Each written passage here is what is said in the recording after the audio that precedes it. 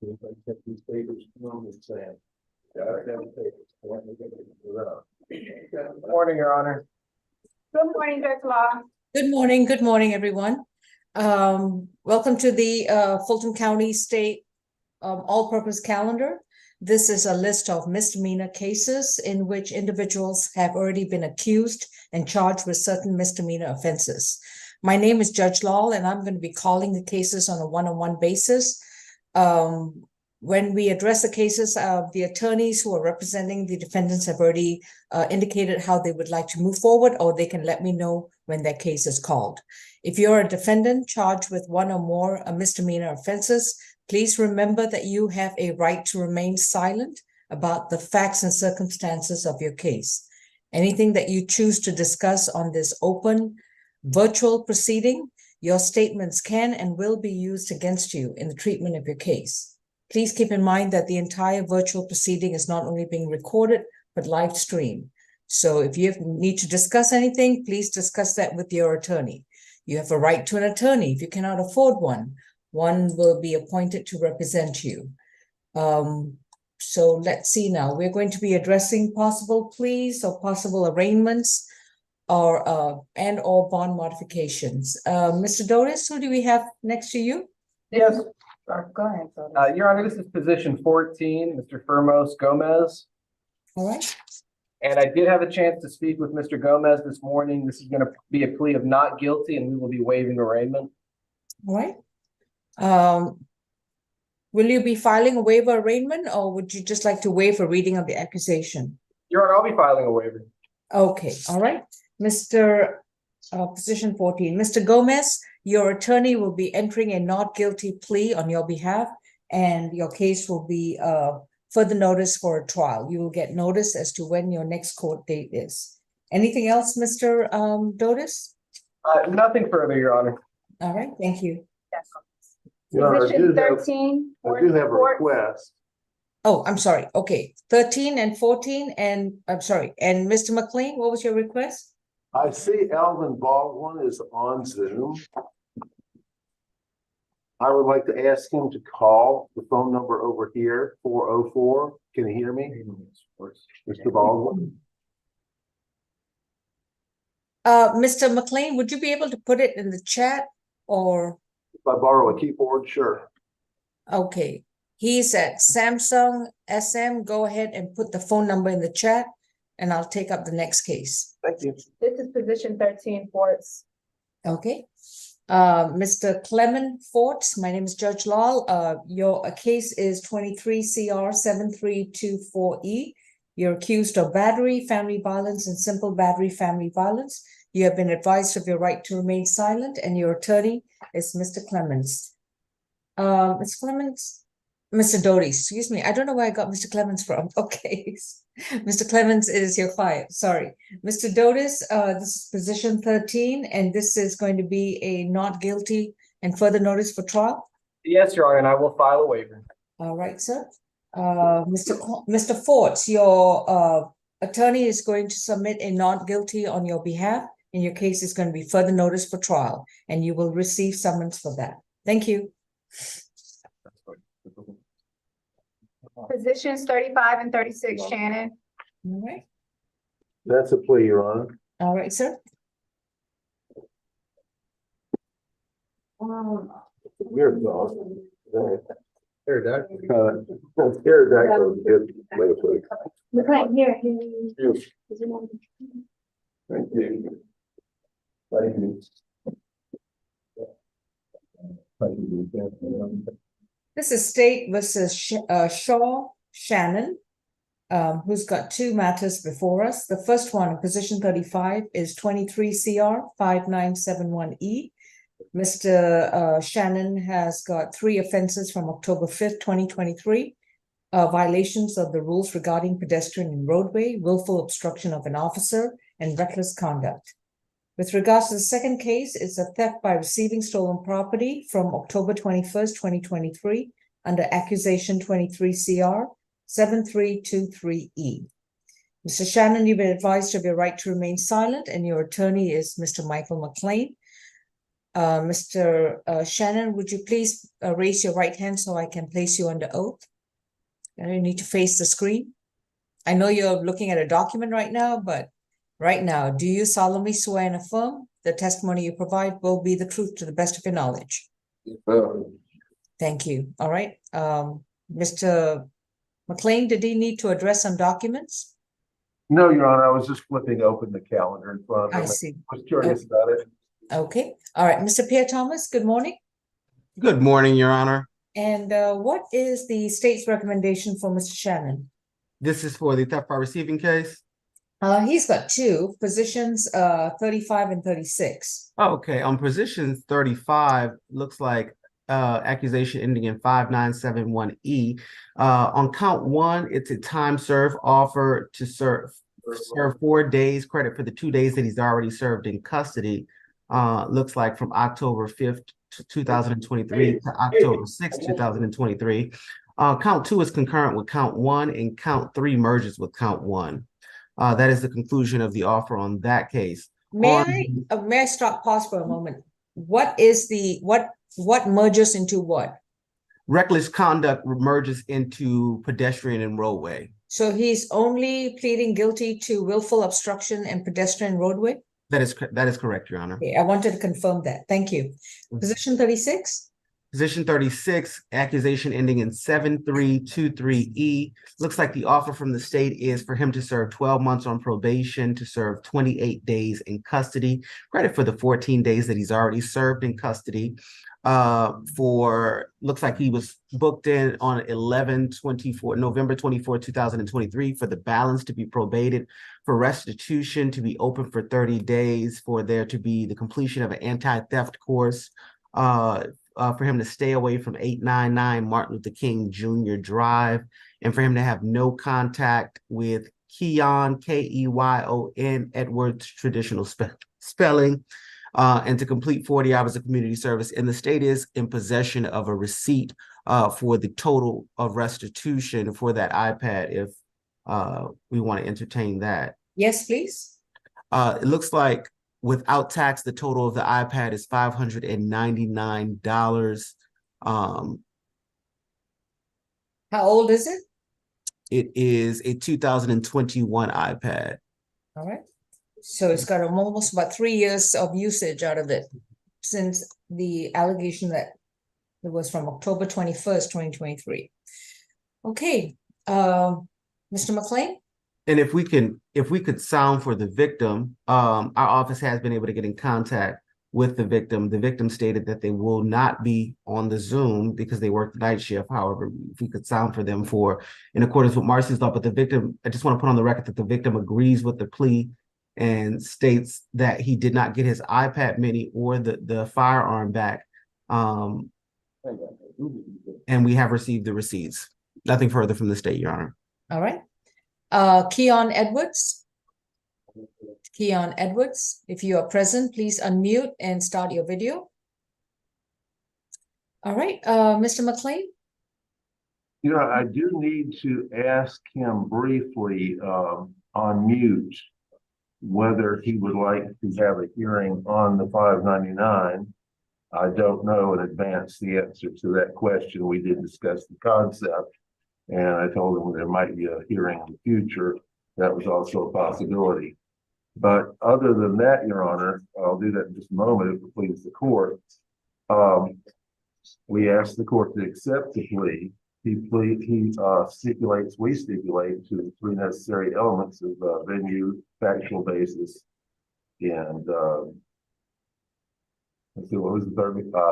Factual basis, venue, and identification. Yes. So, all right. if I might mute for you just go ahead and mute and ask your client. Hold on a second. What do I gotta think? Oh, you're not muted. You're not muted. Okay, now you are.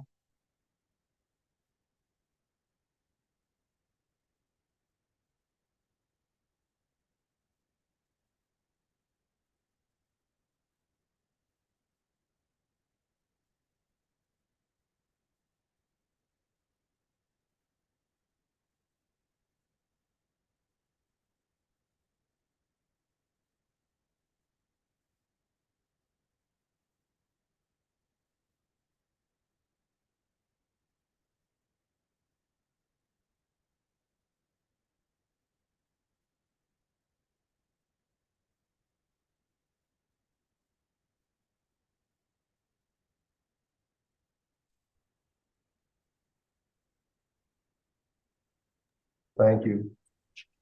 All right, what's Your the Honor. extension of probation? He does want to have a restitution hearing, he states, so I believe that would be scheduled for when I get the receipt and when I consult with somebody or a document. I don't know if there's a Kelly Blue Book equivalent for No, iPad. there's no blue book on iPads. I'm Right. contrary to popular opinion. Now, Mr. There Pierre actually, Thomas, there might be on Google. There Mr. could, Pierre Thomas, could you explain to me how do you do this hearing? Because once he's on, okay, there is Crayon. What's it? I'm sorry, what was this? I think he's just appeared on iPhone. Could you please unmute? And is that Mr. Edwards? I'm sorry, Keon Edwards. All right, he's not good. Mr. Pierre Thomas, I don't understand how I'm going to do a restitution hearing on a case that's going to probation. On what calendar would we put it? On this calendar? I've seen it in the future where it would have its own separate calendar hearing. true, we could do it on Zoom like a DVD. Yeah, it can be done on Zoom. W calendar. All right, you probably have to work with the clerk's office to schedule that. So, In the meantime, we will also, of course, in good faith, attempt to negotiate, but we may be needing the hearing. all right, all right. Mr. Shannon, have you consumed any medicine or alcohol recently? I got a cold. It's it in here. All right, when you took a medicine, are you still able to understand the proceedings? Yes, ma'am. And are you satisfied with your attorney? Yes, ma'am. Is there anyone forcing you or inducing you to take a plea in these two cases? No, ma'am. And has it been explained to you that if you plead guilty to both the cases, that you would have to give up your constitutional right to go to trial on either case, that you would not be able to confront your accuser, challenge the evidence brought against you, present any defenses if you choose to do so, and have the state try to prove the charges against you beyond a reasonable doubt? Are you prepared to give up these rights? Yes, ma'am. How do you plead to, in position 35, violations of the rules of pedestrian and roadway and willful obstruction of an officer? Guilty. Though your sentence for both these charges are time served, to serve 4 days, credit for time served 2 days, and that concludes your obligation on that case. How do you plead to one count of theft by receiving stolen property? Plead guilty. Your sentence is 12 months to serve 28 days, credit for time served 14 days. To serve 28, credit for time served 14 days. You'll be on probation to serve out the sentence on this particular case. If you have no other holds, you are to report to probation next Thursday before 3 p.m. That would be at 1:32. Yeah. Because I got another case on finding I go to court next Thursday Oh, if I don't get out. Mr. McLean, does he have a hold? Let's see, Your Honor, the booking sheet shows a CP case on the second line. Okay. I believe that is the thing to which you referred. All right. Once you are released from jail, Mr. Shannon, you are to report to probation within 48 hours of release to the first available business day. That would be a Monday, a Tuesday, or a Thursday before 3 p.m. You are to report to probation, and on probation, you are to complete an anti-theft class and stay away from 899 Martin Luther King Drive, Jr. Drive, and have no contact with Keon Edwards. You're also to do 40 hours of voluntary community service at any nonprofit agency that is not a church and not a school. Okay. You will also be available. You will update us with your current address, phone number, and email so that we can schedule a Zoom hearing to address the issue of restitution, which must be scheduled within the next 30 days from today. Yes, ma'am. That concludes your sentence. Thank you. Thank you, Your Honor. I believe on the margin, I think I rewrote your. Francois, where do I go to next? It's over there. You can go to jail court's iPhone, Judge. All right, thank you. At jail court iPhone. We have section 38 and 39. All right, thank you. Mr. McLean, this is your client, Larry Sims. And looks like you are still waiting on a police report. Anything else to Yeah, announce? it's an unusual situation in that, or not terribly unusual, but it's simply one where the underlying police report is probably in some other municipality. It was not within Fulton County Odyssey. What would you like to do then? How would you like to move forward today? Well, the state he does have other matters with no bond that I don't believe are going to, as a practical matter, be a great burden upon him in the next few days. If the state could get that to me, I could revisit him on tomorrow or Monday and give him a copy. Okay. Mr. Sims, you have two open cases before us, 23 CR 12611 and the bench warrant 23 FTA 1080. You've been advised of your right to remain silent, and your attorney is Michael McLean. Mr. McLean has announced that he is unable to move forward with the case until he gets some documents in his possession. So both cases are going to be reset to December 14th at 9 a.m. Thank you. In your honor, the defense attorney has already stated this, but I want to be very clear about it. These matters are not holding him in. That's been made clear on the record. Thank you. Francois, do I go to medical now? Yes, thank you, All right. Judge. Medical, who do we have, please? Position number 5. All right.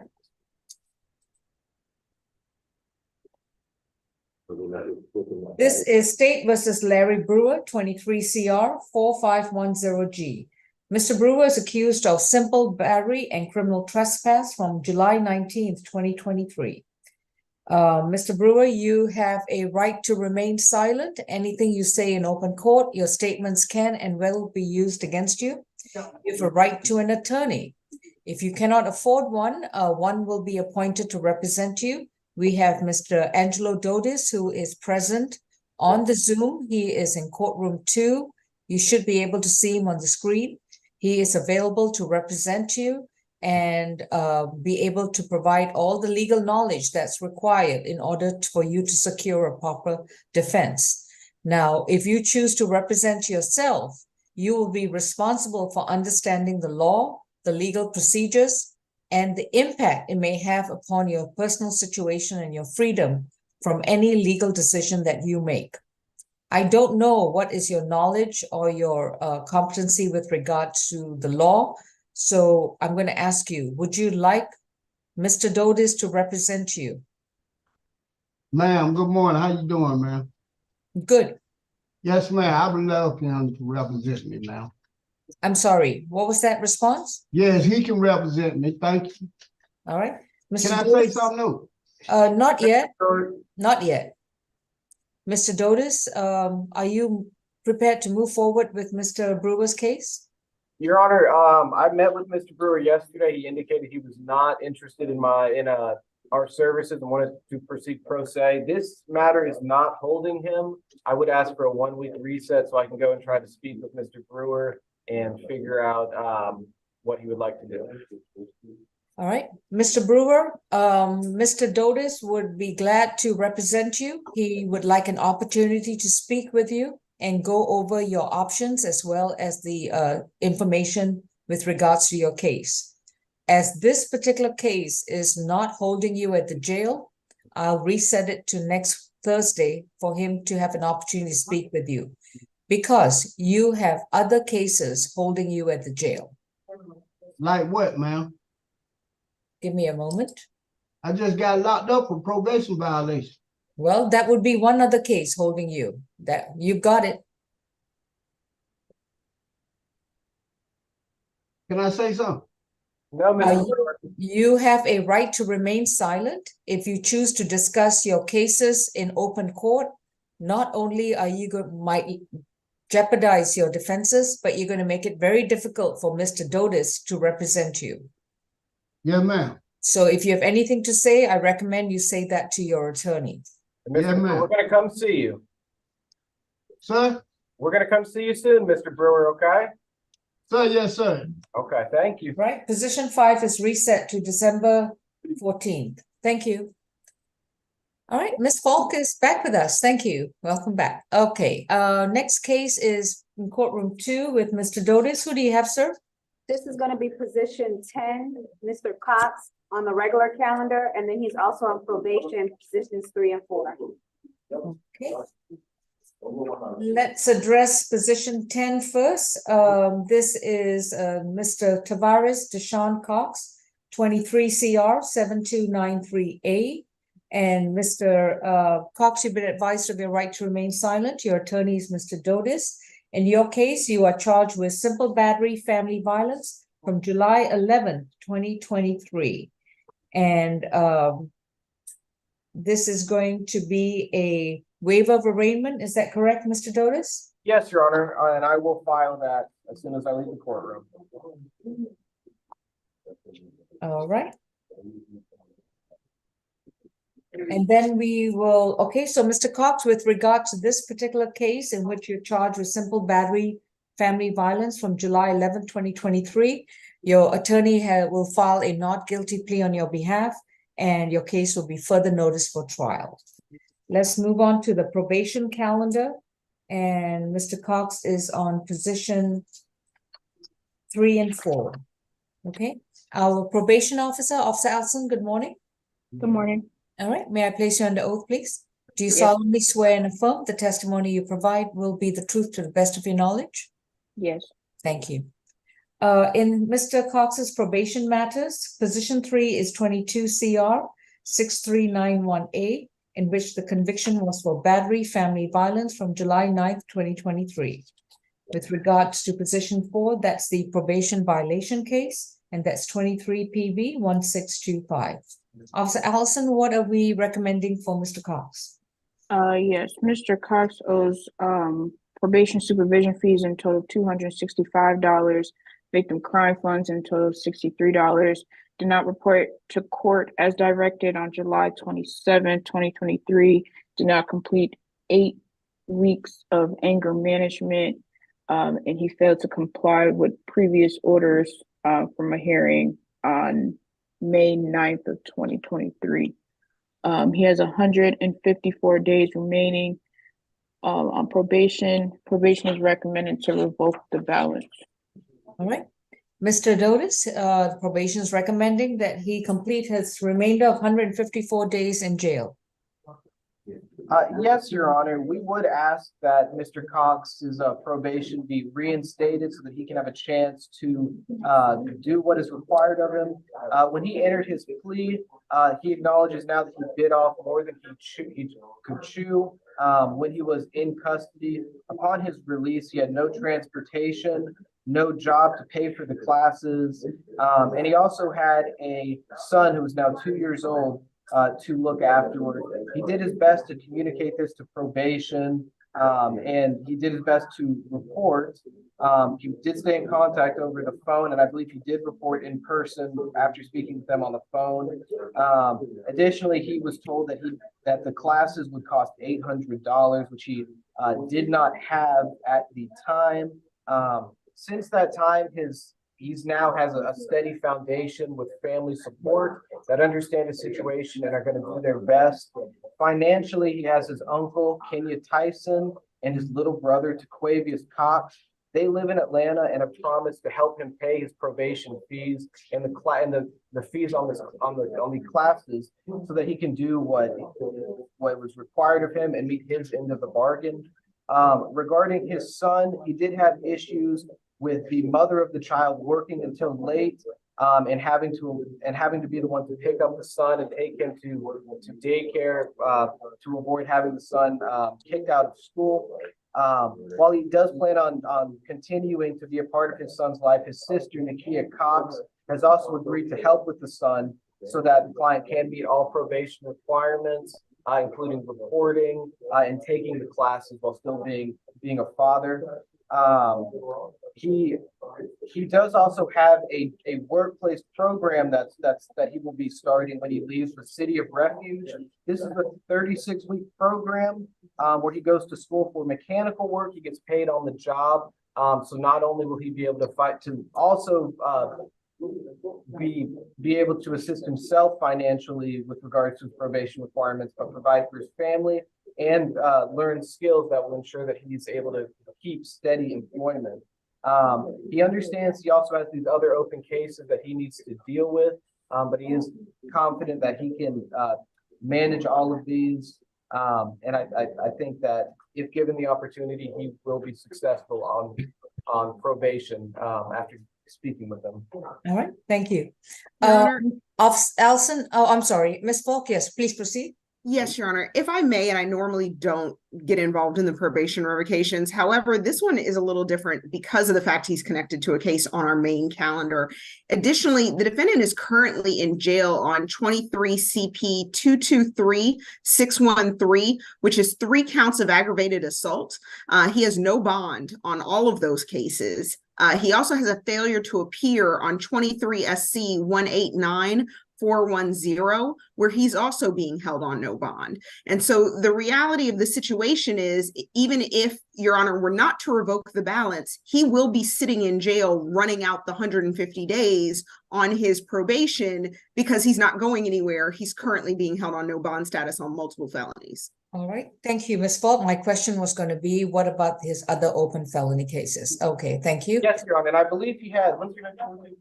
Tomorrow. Your Honor, he has court dates for bond hearings tomorrow and next Friday. He does maintain his innocence in those cases and wants to be, and is hopeful that he will receive a bond and be part of his defense.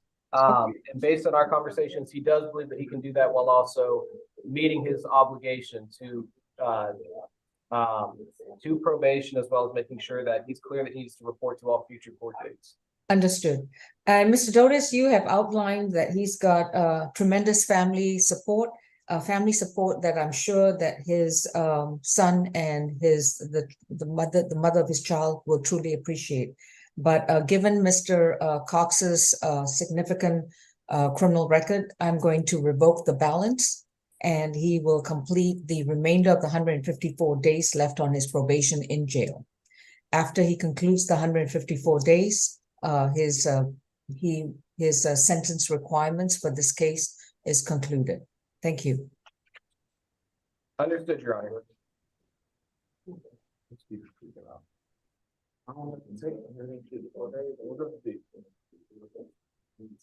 All right, Mr. Josh Schaefer, thank you for joining SAP. If you are driving, it would be best to stop your video until you are parked, and then we'll be able to address your matter. Thank you. And Your Honor, on position 10, which is Tavares Cox's main case on the main calendar, the state omitted that we are revoking our recommendation. All right.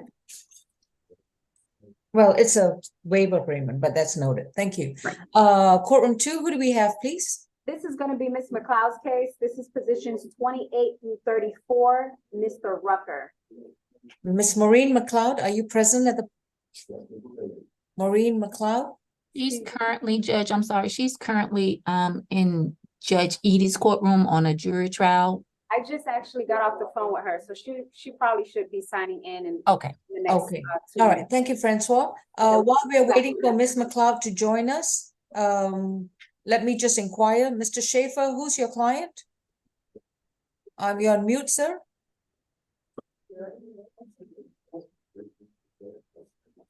Come on, Mr. Thompson. Good morning, Judge, and thank you so much. I apologize. I was just pulling out of a parking spot next to the courthouse and have found another one. I'm here representing a victim in the Tesson Ubek Wenisha case. Okay, if you will hold until we address that case. Right now, we are still working on the others. Okay. Yes, Judge, and the victim is present and does not wish their name to be displayed or mentioned in court, if at all possible. All right, got it. Thank you. Thank you, Judge. We are addressing position 28. That is Miss McLeod's client, and she is present. Miss McLeod, if you'd like to unmute. This is Charles Rucker. Yes, Your Honor. All right, and Mr. Rucker has positions 28 through 34. All right, Mr. Rucker, my name is Judge Lal. I'd like to remind you that you have a right to remain silent. Anything you say in open court, your statements can and will be used against you. You have a right to an attorney, and your counsel is Miss Maureen McLeod. If you can see Miss McLeod on the screen, please let me know by either raising your right hand or saying yes. Glasses. She's right there. Oh, do you see her? Okay, good. Mr. Rucker's cases are 23 CR 30168, 23 CR 30178, 23 CR 30188. Those three cases, he has one count of criminal trespass in each case. Next case is 23 CR 30198, accused of loitering and prowling. Position 32 is, 23 CR 30208, accused of criminal trespass. 33 is 23 CR 30218, disorderly conduct and willful obstruction of an officer. And the last case, position 34, 23 CR 30228, is criminal trespass, loitering and prowling. The several cases range from 2021 through 2022 and 2023 as well. All right. 2020 as well, Your Honor. Oh, 2020 as well? Yes. Yes, I see one. So, Ms. McLeod, how would you like to proceed in these 7 cases? Your Honor, the state had made a global offer, which essentially was time served with certain conditions for him to stay away and not have contact. And Mr. Rucker has agreed to that. The last time we were on for him to take the plea, he was having some difficulties articulating, Your Honor. But he tells me, and I have spoken to him this morning, that he's ready to take his plea. All right. Mr. Rucker, please raise your right hand. Do you solemnly swear and affirm the testimony you provide will be the truth to the best of your knowledge? You need to say yes or no and loudly. Yes. All right. You can put your hand up. Okay, Mr. Brewer, this is a global offer. Hopefully I'll be able to follow you on all these 7 cases. So tell me, how would you like to proceed first? Is it one offer for all cases, or what are we doing? They're essentially identical, but they deviate in terms of the special conditions and things like that. But I do want to notate that he was never booked in on these charges. And so there is no credit date. And so he will be, I guess, serving additional time. And so is that something that you are? Why is he going to serve additional time? He's been in jail for months. On other charges. All right, looks like there's no, hang on. There's no resolution. I'm not about to address 7 cases if there's no resolution. So Ms. McLeod, if you want to contact Mr. Pierre Thomas and go over it, I'll be glad to readdress the case today. Your Honor, more than 2 weeks ago, there was a global resolution. Ms. McLeod, I don't hear a resolution right now. So if you and Mr. Pierre Thomas want to discuss it, I'll be glad to address it. Otherwise, it will have to be a non-negotiated plea. Okay? Yes, sir. All right. From Deputy Francois, we'll have to put Mr. Rucker's case on hold, and then we'll take up the next one. I have, shall I go to jail court, iPhone, or medical, Deputy Francois? Yes, that's fine, Judge. All right. Jail court, iPhone. Who do we have, please? We have position number 26. Okay. And that's Mr. McLean's client. Is Mr. McLean available? He's right here, Judge. He's coming. Okay. Is this Bernard Jenkins? No, ma'am. My name is Bernard Perkins. Perkins. Okay. Thank you. Thank you, Your Honor. Yes, Mr. Perkins is a plea.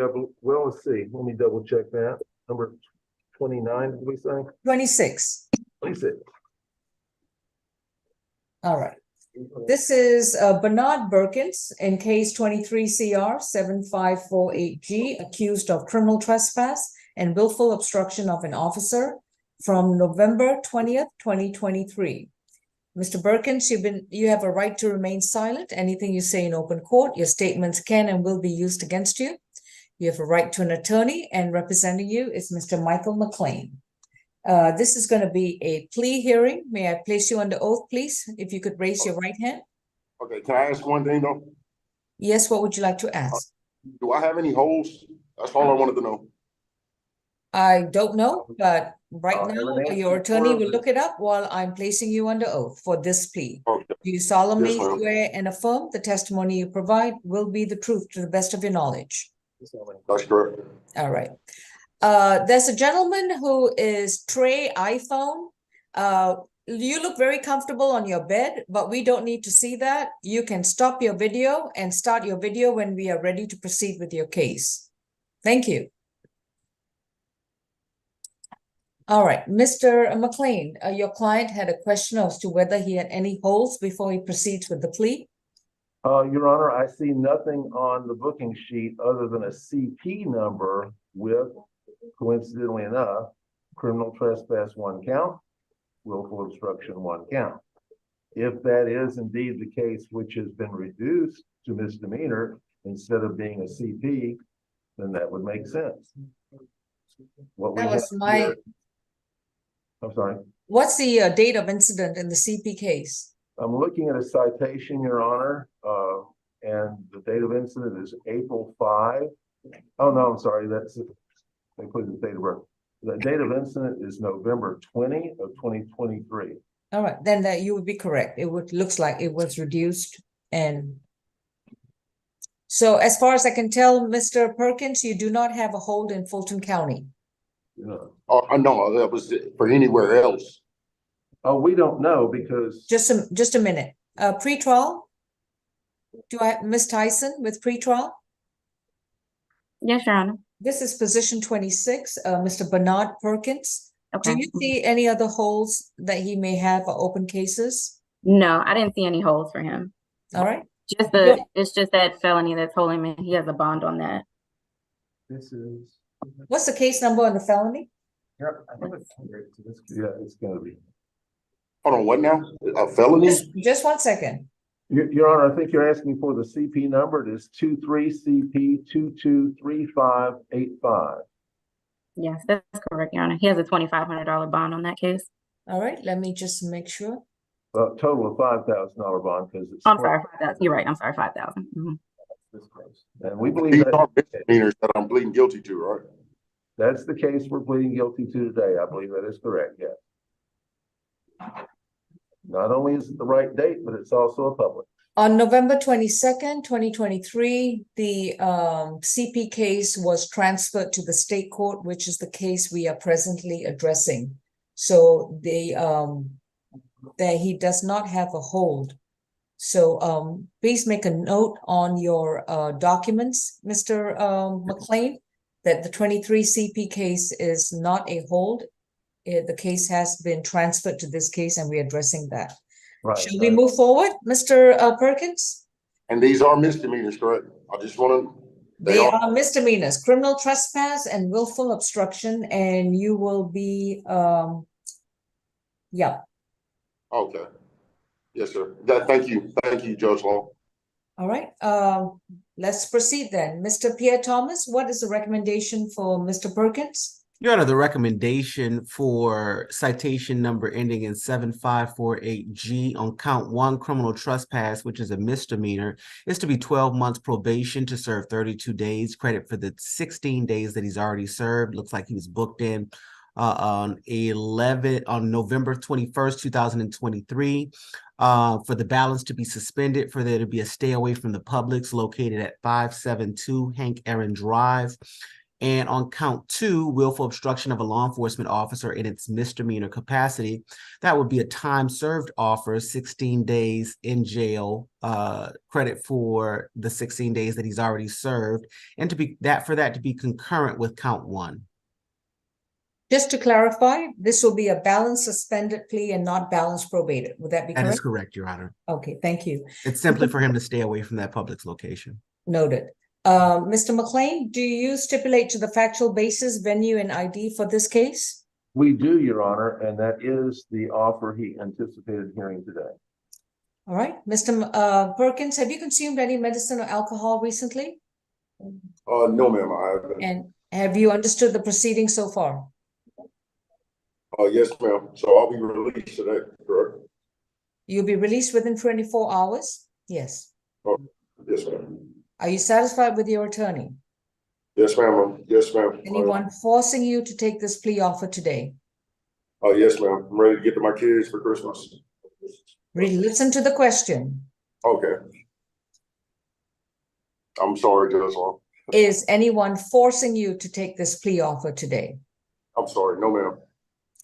If you decide to enter a guilty plea to these two charges, you would have to give up your constitutional right to a trial in front of a judge or a jury. You would have to give up your right to confront your accuser, challenge the evidence brought against you, present any defenses or mitigating factors if you choose to do so, and have the state try to prove the charges against you beyond a reasonable doubt. Are you prepared to give up these rights? Yes, ma'am. How do you plead to one count of criminal trespass and one count of obstruction of an officer? Guilty. Your sentence is 12 months to serve 32 days for, excuse me, to serve 16 days. That means your time in jail is concluded. The remainder of the time will be suspended. You will have to stay 200 yards away from the Publix grocery store at 572 Hank Aaron Drive in Atlanta, Georgia. If you return to that location, you will be arrested, and we get to do this all over again. Willful obstruction, your sentence is time served, is to serve 32 days, credit for time served 16 days, balance suspended. That concludes the plea. Thank you. Your Honor, while we're doing cases, I might note that number 20, Jackson, and number 40, last name that begins with the letter U, are both not really on this calendar, but on another calendar that is being heard today. All right, thank you. Positions 11 and 12, Cunningham. And Your Honor, just an announcement, I did have an opportunity while they're bringing out position 11 and 12, I did have an opportunity to speak with Ms. McLeod, and I think we are prepared to go forward on the Rucker case? Okay, all right, let me do 11 and 12. Let me do position 11 and 12 in courtroom 2, and then I have jail court iPhone, and then I will go to the Rucker case. Attorneys Stevens, Phone 10, and Josh Schaefer, if you'd like to put in the chat who your clients are, that might help to for the jail staff to coordinate accordingly. All right. You can put in the chat directed to courtroom 2. Deputy Francois is managing the orderly presentation of the defendant's cases. All right. All right, position 11, Grace Cunningham, a middle name Elizabeth, and she's in courtroom 2. This is positions 11 and 12. On position 11, it's 22 CR 2419Y, in which Ms. Cunningham is accused of simple battery, disorderly conduct, and public drunk from April 17th, 2022. In the second case, position 12, Ms. Cunningham is accused of battery, family violence, case 23 CR 2508Y from April 22nd, 2023. Ms. Cunningham, you've been advised of your right to remain silent. Your attorney is Mr. Doe. Ms. McLeod? No, Your Honor, I represent her on one of the cases, and she has a different attorney representing her in the other case. The court may recall that last week that was an issue. Okay. And, we were supposed to George Stein. Yeah, George Stein has the older case. Is there an attorney from the George Stein office? Oh, right. Yes, good morning, sir. If you could unmute your... Can you hear me now, Judge? Yes, sir. Your full name, please? My name is Stephen Ward, W-A-R-D, and I'm here on behalf of Mr. Stein. All right. Your client is Grace Cunningham. Is that still Mr. Stein's client? Yes, the 22 case is, All Your right. Honor. And is your firm also representing her in her new case, battery family violence? No, we are not. All right. I think Ms. McLeod is on that, Your Honor. Understood. On this other case, but she has also another matter pending, Your Honor, for which she was recently arrested. All right. And what's that? And is that important? And what's the case number if you have it? Your Honor, the case number on that is 23 CP 222742. The defendant was charged with family violence, battery, and criminal damage to property in the second degree. She's being held on no bond on both charges. Right. Okay. Let me just ask some rudimentary questions. Mr. Ward, how are you? Have you had a chance to confer with Ms. Cunningham? And if so, how are y'all proceeding on that case? I have not talked to her for quite a while since she's been incarcerated. On these matters, I haven't had a chance to speak with Ms. Falk, I think, is handling our matter. Is that correct? That would be Ms. Shelley Falk. Yes, she's the prosecutor in this case. Yes. That is correct. And I have a feeling, I apologize, I'm here at the courthouse. I thought this was in person, but I don't know that we have a recommendation on our case, and I would like to discuss that with Ms. Falk. Okay. Your Honor, the state sent the recommendation to Mr. Stein's office. At the same time, we sent the recommendation to the entirety of the calendar, which was on Wednesday of this. Yes, Ms. Falk, I do know that. All right. So Mr. Ward, so the information has already been sent out, but you apparently do not have it with you. So let me put a pin on that case for a minute. Ms. McLeod, how would you like to address position 12 today? My client is not going to be taking a plea, Your Honor. Okay. So is not taking a plea. Are you waiving arraignment? Yes, Your Honor. All right. On position 12, with regards to the battery family violence charge from April 22nd, 2023, case number 23 CR 2508Y. This is going to be a waiver of arraignment, and it's going to be further notice for trial. All right, Ms. McLeod, that concludes position number 12. Position number 11, Mr. Ward, if you would like to look at your chat, Ms. Falk will be glad to send you the information on the chat with regards to a proposed plea offer. You can, I don't know what you can do with it since you haven't had a chance to speak to your client to discuss the plea offer with her. So I can give you a recommendation of either resetting the case 1 week for you to speak with her at the jail and then readdress the case at the next SAP calendar on the 14th. And it is always held by Zoom. Judge, I would appreciate that. It would be very helpful to reset it till next week. Okay. So position number 11 is going to be reset to December 14th SAP calendar for Mr. Stein and or Mr. Ward to speak with Ms. Cunningham and go over the plea offer and so forth. Mr. Ward, on the notices, you should get it. Well, Mr. Stein would have gotten the notice, but if you want to contact Ms. Falk, if you want to put a phone number or email to Mr. Ward on his chat feature. And I also asked Mr. Ward to send me his email as well, but I will put my email in the chat as well. Your Honor. May I ask, Ms. Falk, are you in the solicitor's office this morning? I am currently not at the solicitor's office this morning, but I will be there at 1 o'clock today.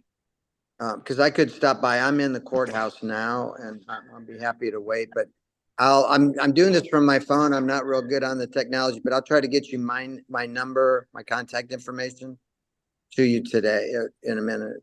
Okay, that would be appreciated. Thank you so much. All right. Thank you, Mr. Ward. We're going to go ahead. The host can go ahead and mute Mr. Ward's phone. All right, Ms. Cunningham, we will address your case from 2022 next Thursday with your attorney, Mr. Ward. or Mr. Stein. Thank you. Jail court iPhone, who do we have, please? We have our position, number 21 and 22.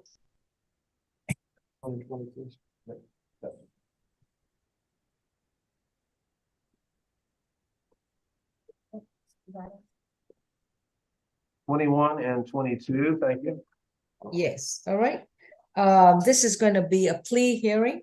This is Jalen Jacob Moses, case number 22 CR 2904C, in which he was accused of reckless driving, obstruction of law enforcement officer, and possession of marijuana less than 1 ounce. Position 22 is a bench warrant, 23 FTA 1071. Mr. Moses, you have a right to remain silent. Anything you say in open court, your statements can and will be used against you. You have a right to an attorney, and representing you is Mr. McLean. Mr. Pierre Thomas, what is the offer for Mr. Moses? Your Honor, the state's offer is on count 1, reckless driving, 12 months probation to serve 34 days in custody, credit for the 17 days that he's already served.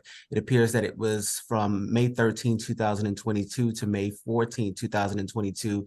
And in addition, he was picked up on the FTA for this case on November 22nd, 2023. On count 1, the remainder of count 1 is a $1,000 fine, which is required by the statute, 40 hours of community service, and the completion of alcohol and drug evaluation and treatment as necessary. On count 2, obstruction of a law enforcement officer, it is to be 12 months probation to be concurrent with count 1. And on count 3, possession of marijuana less than 1 ounce, it is to be 12 months probation concurrent with count 1 as well. Right. And the state will null pros the bench warrant upon the entry of the plea? That is correct, Your Honor, and it would be submitted to the court. Thank you. Mr. McLean, does your client stipulate to the factual basis, venue, and ID? Yes, Your Honor, he does.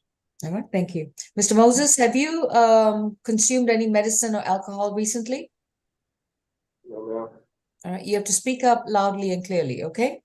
No, ma'am. Thank you. And are you satisfied with your attorney's services? Yes, ma'am. Are you able to understand the proceedings so far? Yes, ma'am. And is anyone forcing you or inducing you to take this plea today? No, ma'am. If you decide to plead guilty to the 3 charges listed against you, you would have to give up your constitutional right to a trial.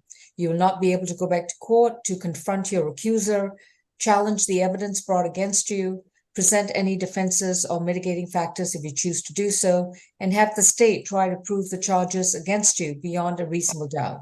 Are you prepared to give up these rights? Yes, ma'am. You understand that you'll be on probation to serve out this sentence. Are you willing to accept that? Yes, ma'am.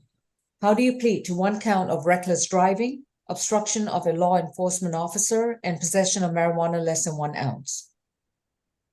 Plead guilty. Your sentence for count 1 is going to be 12 months to serve 34 days, credit for time served 17 days. You will report to probation next Thursday before 3 p.m. Probation is located at 132 Mitchell Street in downtown Atlanta. Once you're on probation, you will report to probation every month.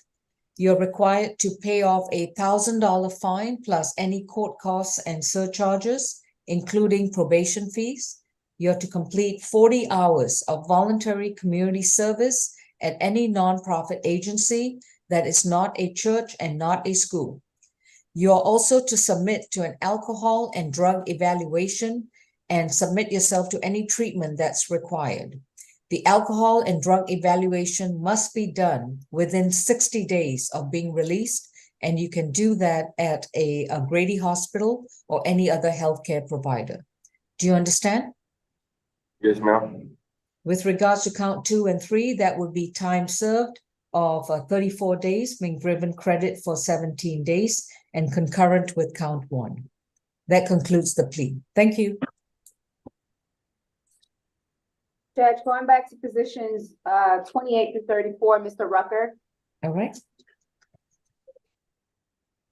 Positions 28 and 34, we're going to resume with Mr. Charles Rucker. He's been advised of his right to remain silent, and his attorney is Ms. McLeod. Mr. Pierre Thomas, resuming the cases, I'm going to, I've already indicated the case numbers and the charges. Well, let's start with position 28. What is the plea offer? Your Honor, the plea offer on accusation ending in 3016A is 12 months probation, serve 30 days. The balance is to be suspended. To stay away from Circle K, from the Circle K located at 3601 Flat Shoals Road in Union City. Position 29. Position 29, accusation ending in 3017A. The offer from the state is 12 months probation to serve 30 days, balance suspended, and to stay away from the BP gas station located at 4350 State Road 138 in Union City as well. All right. When you say to serve 30 days, is that, okay, I understood what you just said. All right, continue with position 30. Position 30, accusation ending in 3018A. The offer from the state is 12 months probation to serve 30 days, balance suspended. Stay away from Infinity of Union City at 4201 State Road Route 138 in Union City. And 31 is going to be null pros? That is correct, Your Honor, as a Right, result then- of this global plea. 32. 32, accusation ending in 3020A. The state's offer is 12 months probation to serve 30 days, balance suspended, to stay away from Park at Netherly, spelled Netherly at 6770 Buffington Road in Union City. 33. 33, accusation ending in 3021A. On count one, the state's offer is disorderly conduct, 12 months probation to serve 30 days, the balance to be suspended, to stay away from the Days Inn, which is located at 6743 Shannon, SHANNON Parkway in Union City. On count two, willful obstruction of a law enforcement officer, 12 months probation, that is to be served concurrently with count one in this case, and the balance is to be suspended. All right. And last but not least, accusation 23 ending in 3022A, position 34. Yes, the offer from the state is on count one, the criminal trespass, 12 months probation to serve 30 days, balance suspended, to stay away from the Parks at Netherly, located at 6700 Buffington Road in Union City. And on count two, loitering and prowling, 12 months probation to be served concurrently with count one, and for the balance to be suspended. Right.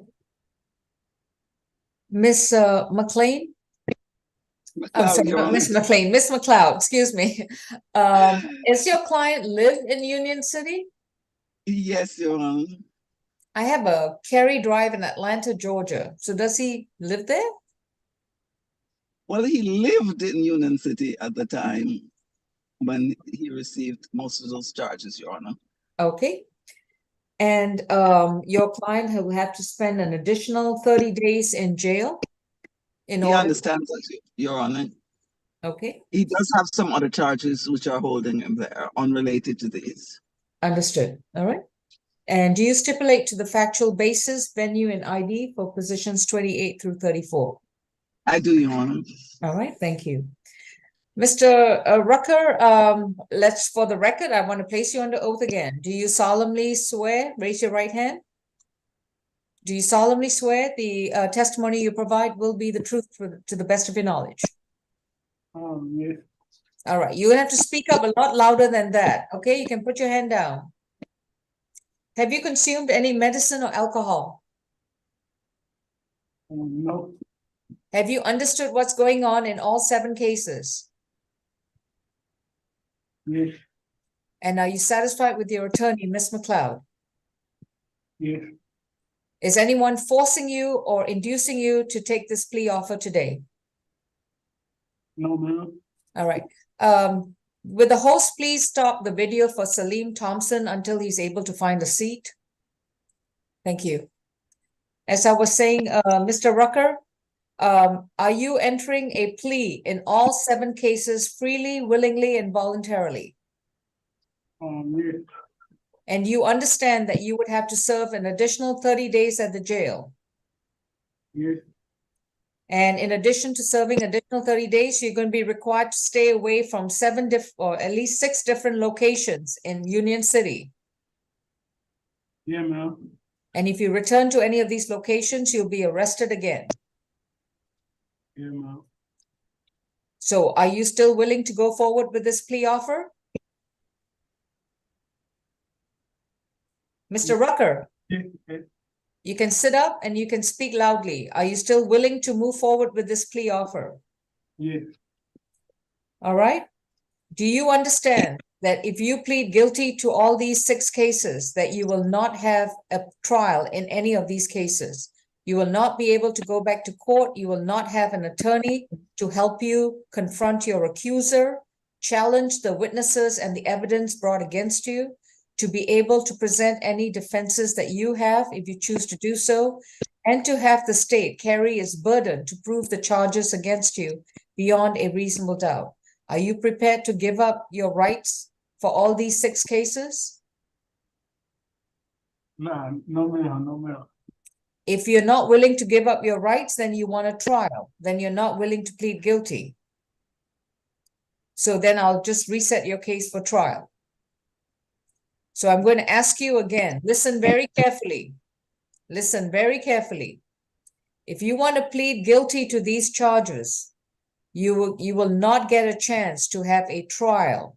You will not get a chance to confront the witnesses brought against you, to be able to challenge the testimony and the evidence brought against you in a court of law, to be able to have the state try to carry its burden and prove the charges against you beyond a reasonable doubt. Are you prepared to give up these rights? No. Repeat. Repeat what you just said. Are you willing to give up these rights? No. All right. Ms. McLeod, your client is not willing to give up his constitutional rights and enter a guilty plea to these charges. I understand, Your Honor. I will deem this to be an arraignment. Mr. Rucker, upon your entry of a not guilty plea, as you've just indicated, and you're not willing to give up your constitutional rights, your cases will be scheduled for trial. At the time of the trial, the prosecution would have the complete burden to prove the charges against you beyond a reasonable doubt. If the prosecution prevails, you could be convicted of one or more of the offenses listed in the 7 cases I have outlined, and your penalty could be up to a year in prison and or up to $1,000 fine for each convicted offense. This case has been arraigned. All 7 cases are going to be further noticed for trial. Thank you. Thank you, Your Honor. And Your Honor, I do have a jail jury trial calendar to answer before Judge Edie at this time. Could I be excused to log on back later? I do have another case on the competency calendar. Yes, we will hold for your report. Thank you. Thank you, Your Honor. Jail court iPhone, who do we have, please? We have positions 23 through 25.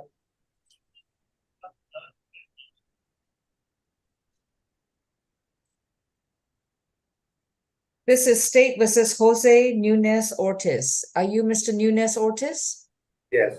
All right. And Mr. Nunez Ortiz, do you speak and understand English? Yes, I do. Thank you. Your cases are 18 CR 003262G, in which you are accused of operating a vehicle with an expired license plate and driving without a valid license from August 13th, 2016. Your second case, position 24, is 23 CR 7327G, accused of battery, family violence, and theft by taking from September 5th, 2021. And your third case is 23 CR 7328G, in which you're accused of battery, family violence, and cruelty in the 3rd degree from June 12th, 2022. With respect to all 3 cases, you have a right to remain silent. Anything you say in open court, your statements can and will be used against you. You have a right to an attorney, and representing you is Mr. Michael McLean.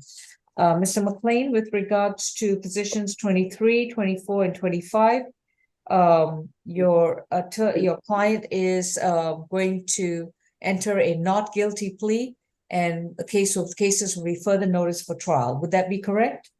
That's correct, Your Honor. All right, and are you filing a waiver of arraignment, or would you like me to arraign the case? We will dispense with and waive the formal reading of the accusations. We have a copy. It is a bond request today. All right. Mr. Nunez Ortiz, with respect to all the three cases and the charges they have listed, you are legally presumed innocent of the charges, and upon your entry of a not guilty plea, the cases will be scheduled for trial. At the time of the trial, the prosecution would have the complete burden to prove all the charges brought against you. The prosecution would have the burden to prove all the charges listed in the three cases against you, and they have the burden to prove the charges against you beyond a reasonable doubt. If the prosecution does prevail and overcomes your legal presumption of innocence, you could be convicted of one or more of these offenses and face a penalty of up to a year in prison and or up to $1,000 fine for each convicted offense. Given this information, how do you plead? Mr. Nunez Ortiz, given this information, how do you plead? I mean, what information for the case? Yes, Mr. Nunez Ortiz, I have just outlined that if you are pleading not guilty to these cases, then the cases will be scheduled for trial, where the prosecution would have to carry its burden to prove the charges against you beyond a reasonable doubt. If the prosecution does succeed at trial, you could be convicted of one or more of these offenses and face a sentence of up to a year in prison and or up to $1,000 fine for each convicted offense. The sentences could be served separately or together. How do you plead? What about if I'm trying to say I'm guilty? How that works? If you're pleading guilty right now, I will sentence you to up to a year in prison and up to $1,000 fine, unless you and your attorney have discussed separately. Mr. McLean? No, I don't want to be guilty. All right. Are you pleading not guilty to the cases I've listed? Mm-hmm. You need to say, how are you pleading? Well, I just started with my with the guy helped me out last night, trying to see if I can get a like lower bone, so I can get a lower. Understood. But right now, I need to know, how are you pleading to your cases before I address the bond issue? Are you pleading guilty or not guilty? Mr. McLean? Your Honor, my impression is that we're pleading not guilty today, and he wished to point out to the court the extreme difference between his felony bond and his misdemeanor bond. We're going to ask for a break on that, but that would be the second part of this proceeding. We do have to get through the arraignment first. Understood.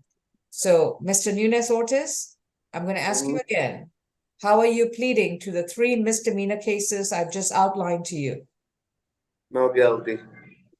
Cases have been arraigned and further notice for trial. So let's address the bond issue. On the on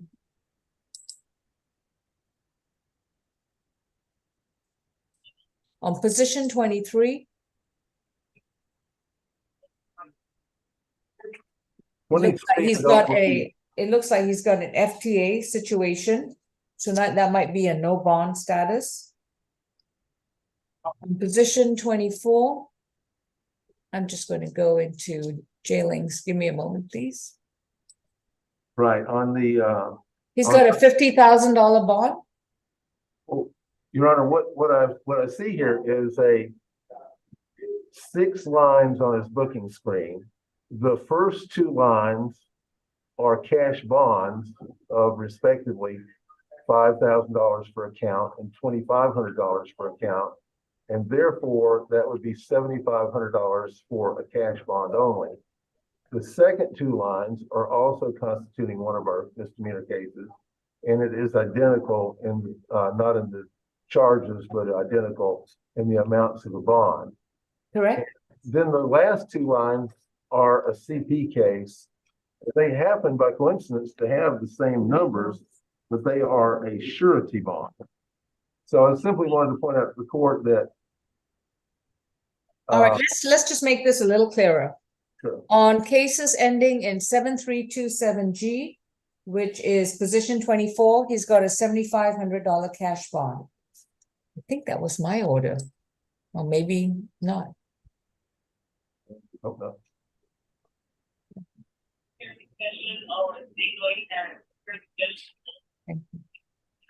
Yeah, that was me. Okay, then we go on to position 25, case ending in 7328G.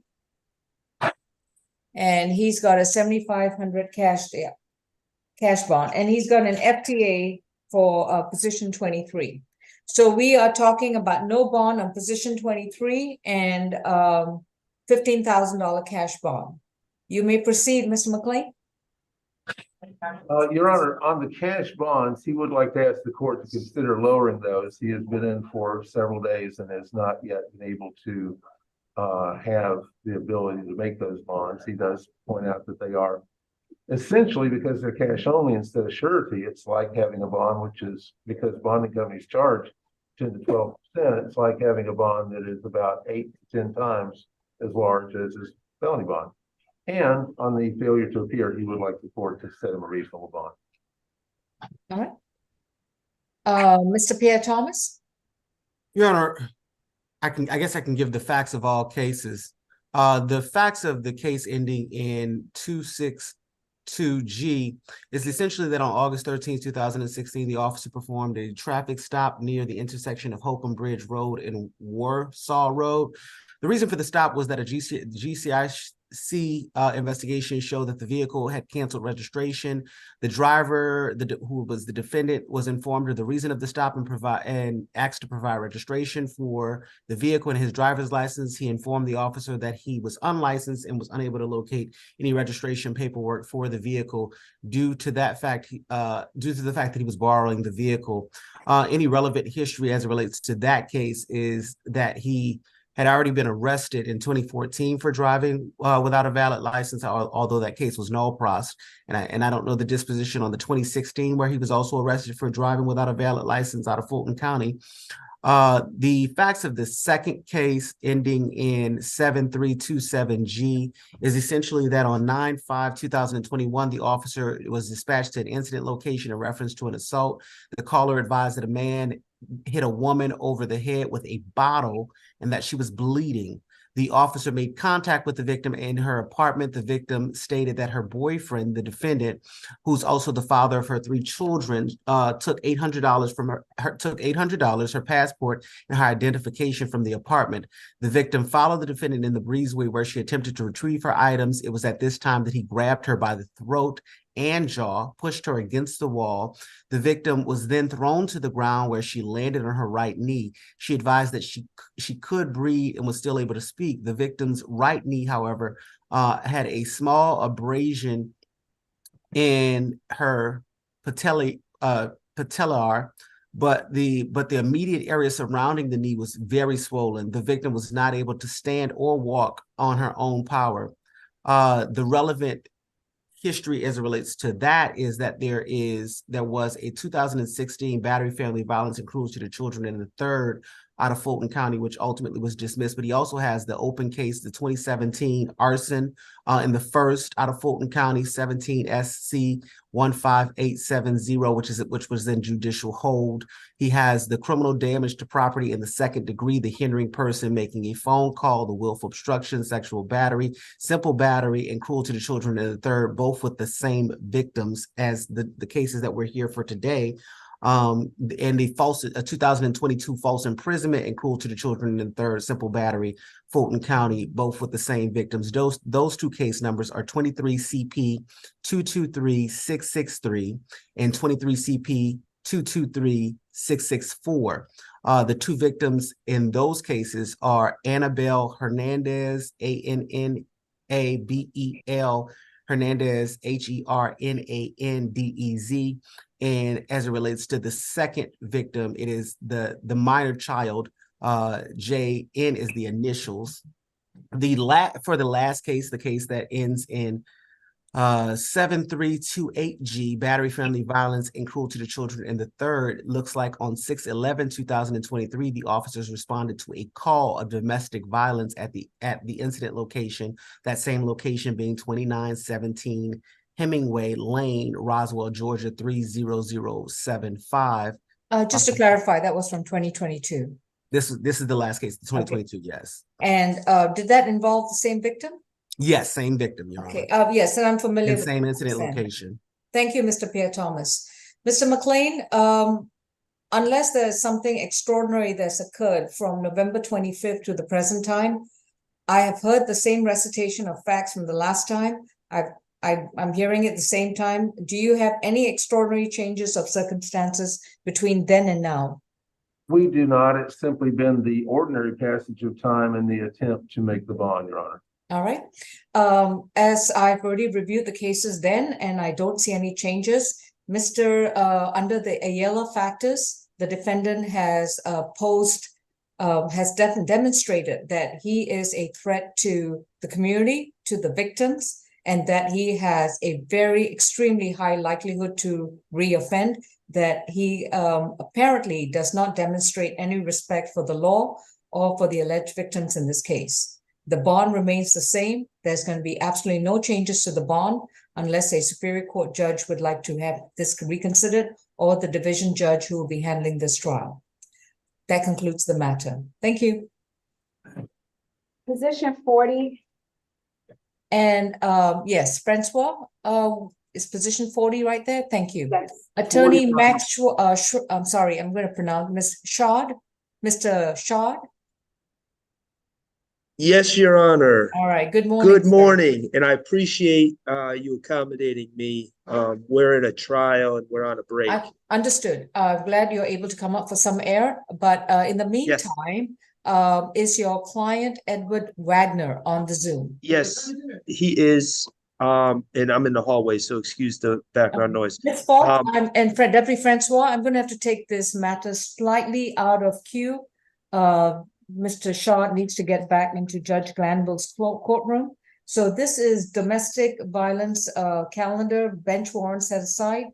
Position number 3, State versus Edward Wagner, who is appearing on a phone called Trey iPhone. Case number 22 CR 3151F, in which Mr. Wagner has got an open case for simple battery domestic violence from May 20th, 2022.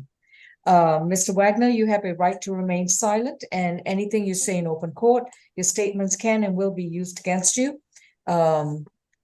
Your attorney is Mr. Max Shard, and who is going to be the ASG for this case? ASG Brandon Pierre Thomas. All right, thank you. Mr. Wagner, your client has got a bench warrant at the present time, and why should I set it aside? Well, Your Honor, I was hired on this case and brought in by Mr. Wagner after he was in bench warrant status. I believe that the facts would support that essentially he gave his accurate address, but it was simply missed. We don't have necessarily a legal excuse. I will say that the alleged victim in this case, I went to the clerk's office and tried to lift the bench warrant. They said because it's a family violence battery, it couldn't be done. But this family violence battery is, as I understand it, I don't have the discovery, but it's a little different than the typical family violence battery. The alleged victim is his sister. I've been told, and I don't see her name on here, but I believe she is present. All right. And I don't believe that there's a risk. I don't believe that the typical risks of a family violence battery lifting a bench warrant exists in this case. I believe that they can coexist peacefully, and certainly a no violent contact provision would be fine with us, Your Honor, if we could lift the bench warrant. All right. Ms. Alil, my name is Judge Lal. If you'd like to address the court, you would need to unmute.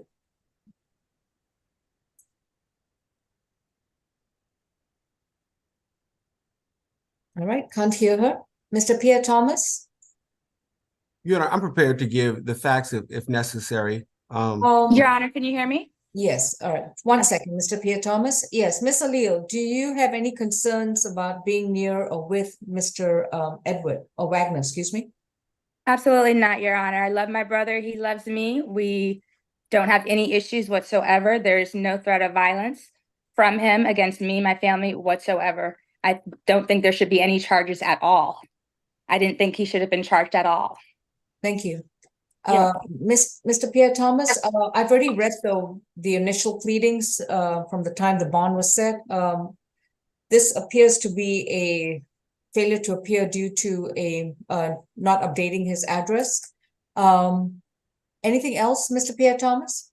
Nothing to add. I'll leave it to the discretion of the court. I will notate that there is, I'm not sure if it was subsequent to this case, but it appears to be maybe an open, simple battery case out of Cobb County, unknown victim, but nothing to add. May I address the court? No. On that simple battery? Mr. Wagner, you don't need to address the court. Just, okay. If something needs to be said, I'll say it, okay? Mr. Shard, I'm going to not set aside the bench warrant. He will report to Fulton County Jail. He will be granted a $2,000 signature bond through pretrial. He will report to pretrial every month. I will also amend the bond order to have no further violent contact with Miss, I think her last name is Alil. So, Mr. Wagner, you will report to the Fulton County Jail by what day is today? Today is Thursday, so report before noon tomorrow. You will be booked in to close out the warrant, and then you'll be released on a $2,000 signature bond through pretrial services. So it's what your attorney is going to describe as doing a roundabout. That's the term I use. I don't know what Mr. Shard uses. And you will have no further violent contact with the alleged victim in this case, no illegal drugs and no weapons and no firearms. His next, Your Honor. And also to always update the court with his current address in writing. Your Honor. Yes, Your Honor, may I speak? I don't believe that is correct at all, because I was arrested on false charges. I did nothing Mr. Wagner, wrong in this Mr. Wagner, let me do my job, okay, sir? Yes, sir. I appreciate you. Let me do my job. Are you in town? That's the only question I have for you. Yes, I am. I'm Okay. in town right now. All right, so we can thank you, Your Honor. Is there anything I need to do? No, I'll draft the order and. Your Honor, if the state can request the completion of an anger awareness course. If this one occurred back in 2022, I haven't got anything to indicate otherwise, so I'm going to not impose that at the present time. All right, Mr. Wagner, please speak to your attorney. He will explain to you. Don't forget to report to the Fulton County Jail before noon tomorrow to just close out the warrant, and then you'll be released. And remember to report to pretrial once a month. If you fail to report to pretrial, if you get arrested again for anything else, or if you don't show up to court the next time, this signature bond will be revoked and converted back to a surety bond or be in a no bond status. Well, I will at least request a little bit later time, because to get my affairs in order, because I have my Mr. own Wagner, employed Mr. Wagner, business. you're going to be released. Mr. Wagner, you don't understand. You'll be booked in the jail. Yes, ma'am. You'll be processed, and then you'll be released. Correct, on a $2,000 bond. On a $2,000 signature. Correct. You sign up for the bond. You don't pay. I got you. I understand. I do apologize. I do apologize. That's all right. I'm sorry. That's all right. That's all right. I do Okay, apologize. Mr. Shaw? I got you. Your Honor, if he can go in today, what time can I tell him that they'll definitely have the bond in place? If he goes in today, he'll be released within however long time it takes him to be processed and to be interviewed by pretrial. I guess I'm asking, how long should I give your chambers and the clerk time for the bond to get there? Oh, let me see. It'll be there by 5 o'clock. Okay, thank you very much. I appreciate it. Mr. Wagner, I'm about to give you a call and explain everything, okay? Okay, Mr. Sharp, can you please send me his contact information also? Because that'll help processing him out a little quicker also. Okay.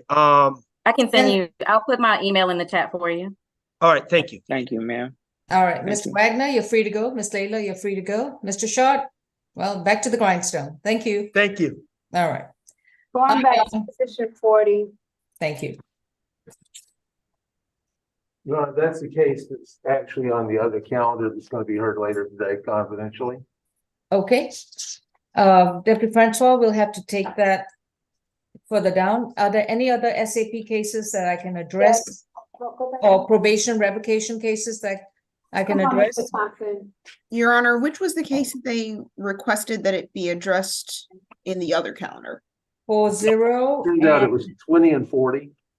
Okay, so I just wanted to remind Your Honor that position 40, Your Honor specifically asked that it be put on this calendar so you could address the defendant directly. Yeah. Because, okay, just wanted to remind everybody. And we're going to do that in the breakout with the Okay. defendant in the breakout. Yeah. Thank you, Your Honor. Thank you. On the probation calendar, positions 9 and 10. Thank you. It's my probation calendar.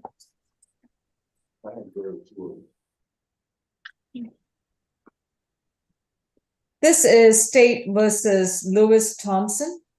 On the he's got a probation revocation matter. Case number 21 CR 6383J. Mr. Thompson was convicted of battery, family violence. And in the second case that we have, that is the probation violation matter, 23 PV 1628. Mr. Thompson, you have a right to remain silent. Anything you say in open court, your statements can and will be used against you. You have a right to an attorney, and representing you is Mr. Michael McLean. Officer Allison, you've already been sworn. What is the state's recommendation for Mr. Thompson on position 9? Mr. Thompson, he owes probation supervision fees in total of $120, victim crime funds in total of $27, did not complete a domestic violence intervention program, and he failed to appear for a revocational hearing on October 4th, 2023. He does have 281 days remaining. Probation is recommended to continue on probation and enroll in domestic violence within 30 days. Mr. McLean? And certainly he has no objection to that, Your Honor. I'm going to get his contact information down on this sheet. And he would appreciate the court following that. Right. I'll accept the state's recommendation. Mr. Thompson, you'll be released and you must report to probation on Monday, which is today's Thursday. So you report on Monday, the 7th? No, the 11th, excuse me, December 11th. And you must report before 3 p.m. at 132 Mitchell Street in downtown Atlanta. Once you report to probation, you will then continue to report every month. Within 30 days from today, you must enroll in a domestic violence program. That's a 24-week program, and those are weekly classes. And so by your second visit to your probation officer, you must show proof that you are enrolled in such a program. Do you understand, sir? Yes. And if you do not report on Monday, and or if you do not enroll in that program within 30 days from today, probation is authorized to reissue a warrant and have you serve out the rest of the time left in jail. Yes. This will be marked as a probation violation, and he is to continue on probation. Thank you. Judge Lau, what are we doing with position 40? Position 40, he's going to be called forward, but I'm going to have to do a breakout, you know, like how we do it at C calendars, where, but we'll do it when nobody else is in the courtroom. Okay. Is that okay, Francois? Yeah, that's fine, Judge. Can I go to jail court iPhone? Okay. Jail court Yes. iPhone? This is on the probation calendar, 7 and 8. Thank you. This is State versus Robert Clicker. His probation violation number is 23 PV 1627. And his underlying case is 23 CR 2902Y, in which he was convicted of theft by taking and theft of services. Mr. Clicker, you have a right to remain silent. Anything you say in open court, your statements can and will be used against you. You have a right to an attorney, and representing you is Mr. Michael McLean. Yes, Mr. Your McLean? Honor. All right. Officer Allison, you're still under oath. What's the recommendation for Mr. Clicker? Mr. Clicker failed to report as directed. He failed to complete a shoplifting course. He has 275 days remaining. Probation is recommending to continue on probation and complete his class within 30 days. Ms. Falk or Mr. Pierre Thomas? Yes, Your Honor. Is there any objection to non-reporting probation after he completes the shoplifting class? No, Your Honor. Okay.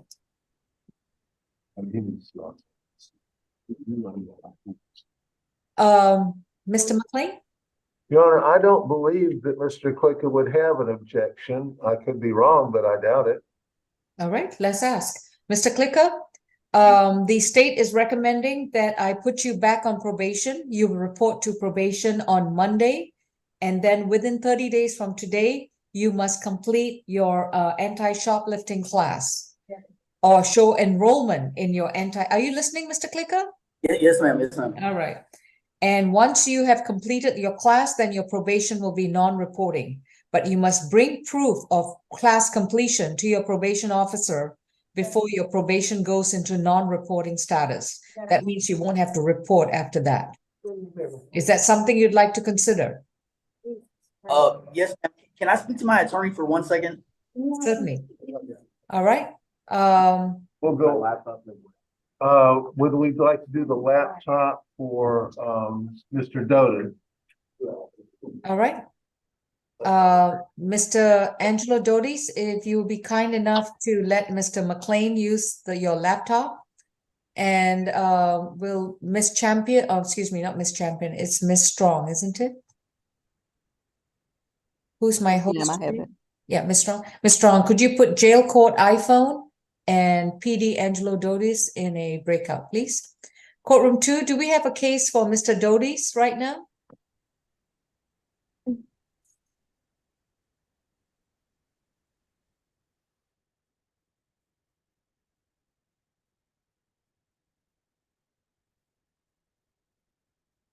Courtroom 2, oh, Miss Jenks, do you have, oh, all right, let's see. Courtroom 2, I'm sorry, yes, I was who do you have? muted. This is gonna be position number 2 on the bench warrant calendar, DB, Mr. Dates. This is Jason Dates, accused of simple battery, possession of marijuana, 1 less than 1 ounce, and cruelty in the 3rd degree, from case number 22 CR 1205J. Mr. Dates, so you have a right to remain silent. Anything you say in open court, your statements can and will be used against you. You have a right to an attorney, and Mr. Dodis will be your counsel. This is a bench warrant with regards, and he's already in jail. Was he arrested on the bench warrant, Mr. Dodis? Your Honor, he was arrested on December 1st. I will, just to go through the calendar dates, he missed a court date on November 6th of this year, 2023. His mail was sent to the wrong address. He since changed his address. On November 30th, as soon as he learned of the bench warrant, he went down to the courthouse, took that initiative, and did update his address with the clerk. He was told that the bench warrant was set aside, and in Odyssey, it shows that it was set aside. However, on December 1st, he was taken into custody on this bench warrant, which is why he is with us today. I'm not sure what the mix-up was, but Mr. Davis. Can you point to me where it was set aside? Your Honor, I don't have my laptop. Okay. I wanted to look at it earlier, and I did see that he. No, I'll show it to you. It's not been set aside. It's just indication on Odyssey that he's filed a request to set aside on November 30th. My apologies. That's what I meant, that he had filed the request to have this court date today. My apologies. Okay. I misspoke there. All right. If you just pause 1 second. So right now the address we have on Mr. Dates is a Godby Road location. Yes, Your Honor, that is the updated address. Okay. And he failed to appear before Judge Besson. Yes, Your Honor. I don't see a return to sender. So what's the situation? Your Honor, what was your address? Your Honor, so I had this on my laptop. His mail was going to a different address. I'm not sure if the letter was delivered, someone signed for it on his behalf, but he did not get that letter. His address is now this Godby Road address, and that is a good address moving forward. And again, based on what I saw in Odyssey, this is a case from 2022, and he has reported to every other court date. It's just that once he moved, he did forget to change his address. And after speaking with Mr. Dates, he is clear that in the future, it is his responsibility to update the court of any changes. All right, Mr. Pierre Thomas, any objection to a signature bond through the jail and to report back to Judge Besson's next trial date? Your Honor, no objection. I just would like to point out that the defendant does have 44 arrest cycles to include several probation violations. But no objection, Your Honor. All right. This will be a $2,000 signature bond through the jail. All other remaining conditions remain in place as the bond, based on the bond order that he received back in March 5th, 2022. No contact with Lanika Mack, no alcohol, drugs, and weapons, and stay away from 2888 Addison Park. He is responsible for making sure the court has his current address and responsible for keeping up with the mail. We cannot monitor that. That is entirely between him and the United States Postal Services. He has a $2,000 signature bond through the jail, and he must report to Judge Besson's trial calendar when summoned. Understood, Your Honor. Thank you. And I've made that clear to Mr. Dates, and I'm confident that he'll live up to his end of the bargain. All right, sir. And Mr. Doties, can I impose on you to send me a proposed order? Of course, Your Honor. Come on, Thank you very much. Shin Foster, position 37, Shin Foster. McLean. McLean. In Foster. Francois, which calendar is that on? That's the regular calendar, position is 37, Shin Foster. Thank you. Okay. Is Mr. McLean available now? He's right here. I'm gonna jump in and we'll do that breakout in just a second, Your Honor. We are in the breakout. Okay. Your Honor, this Mr. Shinfoster is saying that he is not the person in this allegation. So the announcement that we had before was based on a misunderstanding of a few sentences we said last night in the jail visitation booth. He says, I am not Byron. I was not at Macy's on this day. So in that sense, Your Honor, it is straight out not guilty. We could, he encourages the state to, okay. He encourages the state to find the right person, but in the meantime, if he is placed on trial on this, he will contest identity. And he's confident. So he received a signature bond through the jail on September 30th, 2023. And I don't know if identity was asserted at that time. And then, I'm so sorry. Let me get back to the right case. Sorry. Disregard what I just said. This is Mr. Shinfoster, position 37. Yeah. September 30th, 2023. He received a signature bond through the jail. And I gather he was arrested on another case. You know, this person, let me double check my paperwork. You know, this person is at a certain location at ACDC. This person is in on an FTA that is related to a CP case. I'm sorry, when you say this person, are you talking about this person seated next to you? Mr. Shinfoster, Ricky Shinfoster, yes. Okay, I have a Ricky Darnell Shinfoster, who was booked in on September 30th, 2023 and released the same day on the signature bond through the jail for the shoplifting matter. And now I have a bench warrant issued, and he was booked in on November 10th. So what are you trying to tell me? That the person who was booked in on the bench warrant is not the person who was released on the signature bond in the jail? Let me consult, make sure of that allegation, or hold up, you might, allow me to mute.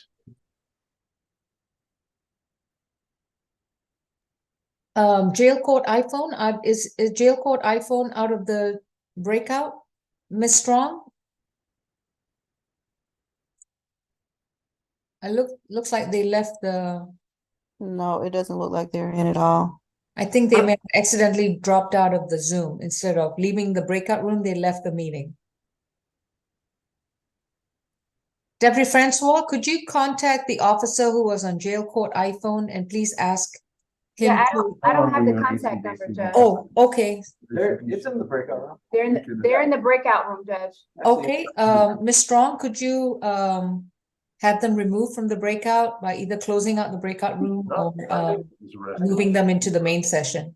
Your Honor, I believe Attorney McLean wasn't done in the breakout room. No, we're not. We haven't got started yet. Oh, okay, leave him there.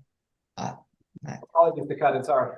I don't know if this answers the question, but the failure to appear is not associated with the shoplifting case on our calendar here today. It apparently is associated with the felony, I think, shoplifting. I see. It's associated with a 22 CP number. Okay, thank you. And so he's on a signature bond in our case. Right, and so he's simply saying he is not the September person. He's saying September 10th is about the time he came here, but that was preceded by about 10 days at ACDC as an ACDC city client. And Mr. McLean, that's good. So we can enter a not guilty plea and arraign this case. He's got a signature bond through the jail. And then he can assert his alibi defense. And we would waive any formal reading of the accusation, Your Honor. All right. Mr. Shinhoster, in case 23 CR A5853J, you have been accused of theft by shoplifting. I understand from your attorney that you have an alibi defense, which is an affirmative defense, and is one that you have an absolute right to assert during the course of a trial. Upon your entry of a not guilty plea, the case will be reset for a trial on the issue of theft by shoplifting. And at the time of the trial, the prosecution would have the complete burden to prove the charges and the elements of the crime against you, and that burden is beyond a reasonable doubt. Included in its burden of proof, the state would also have to prove not only the factual basis and the venue, but also the identification of the alleged perpetrator, and that must also be proven beyond a reasonable doubt. Of course, at that time, you have the right to present any defenses as well as any mitigating factors if you choose to do so. However, if the state does prevail and you are convicted of this offense, you could face a penalty of up to a year in prison and or up to $1,000 fine. Given this information, how do you plead? All right, sir. Your case has been arraigned and is going to be further notice for trial. And the bench warrant matter would have to be addressed in Superior Court. Thank you. Thank you, Your Honor. All right, Mr. McLean, and we had the probation matter with Mr. Clicker.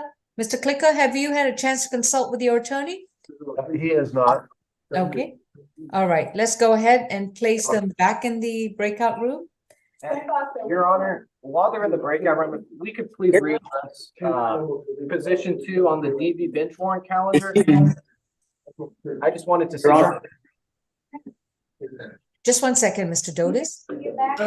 Officer on jail court iPhone, please mute, and you will have to go back to the same breakout room you were in. Ms. Strong, you would probably have to put them in a separate breakout room, then move them to the room in which they were originally placed.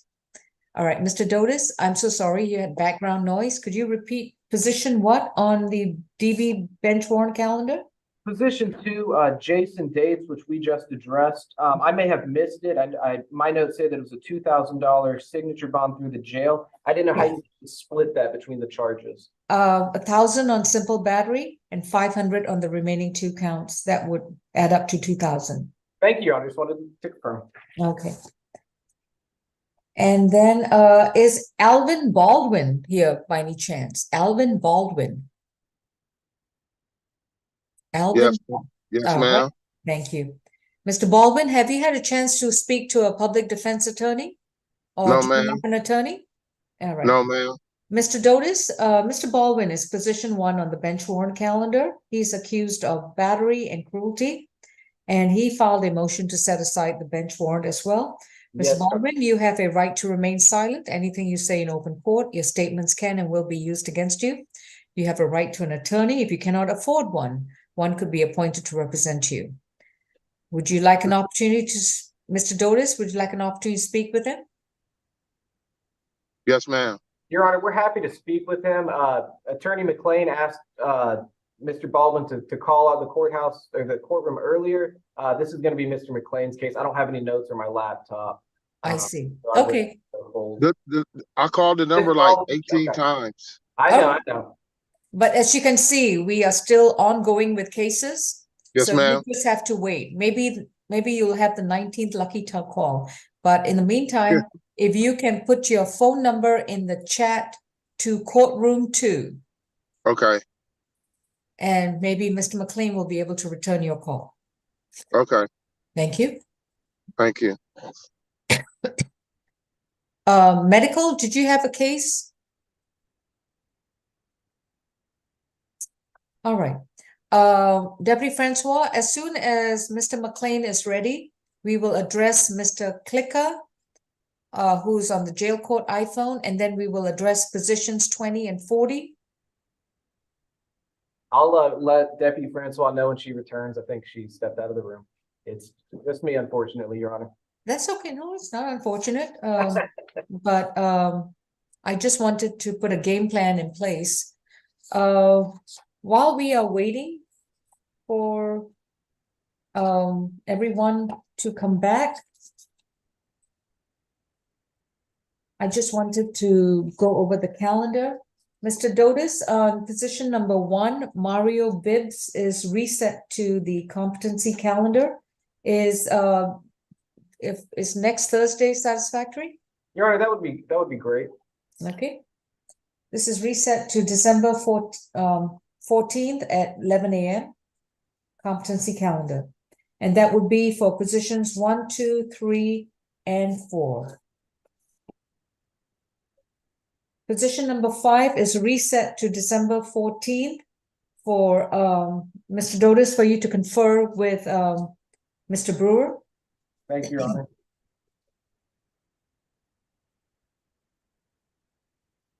Position 5 is reset to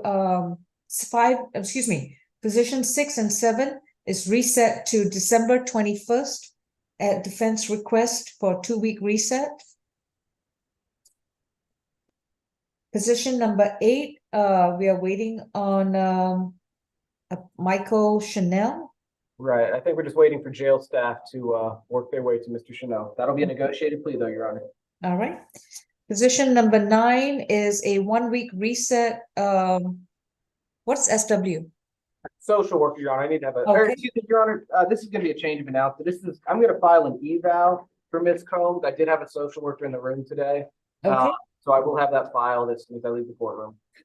All right. So you're just going to be reset for an eval, and do you want to reset it about 5 weeks out? Yes, Your Honor. 5 weeks should be fine. And 5 weeks, Ms. Champion, 1, 2, 3, 4. I'm looking at January 11th, 2024 at, well, it's going to be 11 a.m. Okay. All right, Mr. McLean, let's resume with jail court iPhone on Mr. Clicker. Yes, Your Honor, his question was really simple. It was just about what if I'm not out because of a hold? And so we thoroughly discussed that within a reasonable period of time, certainly within 48 hours of actual release, unless that release is on a Friday night or early Saturday morning, he should be able to make it on Monday morning. Okay. Mr. Clicker, did you have any other questions about reporting requirements for probation once you are released from your holds? No, ma'am. All right. So are we proceeding with the state's recommendation? Yes, Your Honor. Okay. We can stop the video on Samsung while the defendant finishes his cigarette. Thank you. So Mr. Clicker, with regards to your case, I'm accepting the state's recommendation to continue you on probation. Within 48 hours of you being released from any holds, including this case, you are to report to probation on the first business day. They are open on Monday, Tuesdays, and Thursdays. You must report to probation before 3 p.m. And then you will continue to report every month until you complete your anti-theft class. I'm going to require you to enroll in the class within 30 days of being released. Now, when you complete that, that's entirely up to you. But the sooner you're done with the class, the better, because once you present your certificate of completion to your probation officer, your probation will then be non-reporting. Do you understand, sir? Yes, ma'am, Your Honor. All right. That will be the decision of the court, and this will be marked as a probation violation. Thank you. All right. Next, we have position number 8. On the main calendar? Yes. Thank you. All right. That, I believe, is Mr. Doty's client. Okay. And that was going to be what's my cheat sheet? Okay. Okay. This is State versus Michael Chanel, case number 23 CR 6828G, in which Mr. Chanel was accused of 2 counts of willful obstruction, 1 count of simple assault, and 1 count of public indecency. Mr. Chanel, you have a right to remain silent. Anything you say in open court, your statements can and will be used against you. You have a right to an attorney, and your attorney is Mr. Dotis. This is going to be a negotiated plea. Is that correct, sir? Yes, Your Honor, this should be a negotiated plea. We did just want to correct the jail time. He was reset, so I believe this was an offer from a few weeks ago. Since that time, he has served a total of 38 days, so we'd ask it to just be worded as serve 76 days credit for time served 38 days. All right. Would you agree, Ms. Falk? Yes, Your Honor, I would. The state has made the adjustment where necessary for 76 days, credit for time served 38 days after receiving Mr. Dotis's email this morning. Thank you, Ms. Falk. Mr. Chanel, please raise your right hand. Do you solemnly swear and affirm the testimony you provide will be the truth to the best of your knowledge? Yeah. Thank you. Ms. Falk? Yes, Your Honor. State's recommendation is 12 months probation as to count 1, serve 76 days. Credit for time served 38 days from October 31st of 2023. Balance probated 8 weeks anger management. Count 2 is 12 months concurrent to count 1 with a $300 fine. Count 3 is 12 months probation concurrent to count 1. And count 4 is 12 months probation, served 76 days, credit for time served 38 days, balance probated. We are requesting additional conditions of SDET and 20 hours of community service, and that he stay away from Garnett Marta at 2424 Piedmont Road. That is all. The state would ask the defense to stipulate a stibinual factual basis and identification. And Your Honor, we would so stipulate. Right. We would request that instead of this a stay away, just comply with active MARTA suspensions. Ms. Falk? Your Honor, I would have to look and see what the request was by MARTA. I'm not sure if it was a permanent suspension or not, but let me go double check. Okay. While we are waiting for Ms. Falk, Mr. Chanel, have you consumed any medication or alcohol recently? No. Repeat? No. And have you understood the proceedings so far? Yes. Are you satisfied with your attorney? Yes. Is someone forcing you or making you take the plea offer today? No. Courtroom 2, please mute. Thank you. And Mr. Chanel, has your attorney explained to you that if you decide to plead guilty to these 4 charges, that you will be giving up your right to go back to court to have a trial? You will not get an attorney to help you in the trial. You will not be able to confront your accuser. You will not be able to challenge the witnesses and the evidence brought against you. And you will not be able to present any mitigating factors or defenses if you choose to do so. You will also have to give up your right to have the state try to prove the charges against you beyond a reasonable doubt. Are you prepared to give up these rights? Yes. All right. Ms. Falk, what is the suspension requirements? Based on the warrants and the information that we have, there are none, and so we will agree to the change in the plea recommendation that we will have him follow any conditions of MARTA as Okay. opposed to a full out stay away. So in other words, if Mr. Chanel is sentenced, he would need to comply with all MARTA suspensions. He has to stay away from all MARTA property as long as there's an active suspension against him. Is that satisfactory, Mr. Dotis? Yes, Your Honor, and we did discuss that. All right. So, Mr. Chanel, based on all this information, how do you plead to 1 count of simple assault, 2 counts of willful obstruction of a police officer, and 1 count of PI? Guilty. Your sentence on the simple assault is 12 months to serve 76 days, credit for time served 38 days. It will be on probation. You will report to probation. Does he have any holds? Your Honor, I did want to speak about the holds. Okay. No, that's okay. That's okay. I just want to make sure before I get to that. When you are released from all your holds, Mr. Chanel, you will report to probation at the next business day. It can be a Monday or Tuesday or Thursday, but you must report to probation within 48 hours of being released from any holds, and you report to probation before 3 p.m. at 132 Mitchell Street in downtown Atlanta.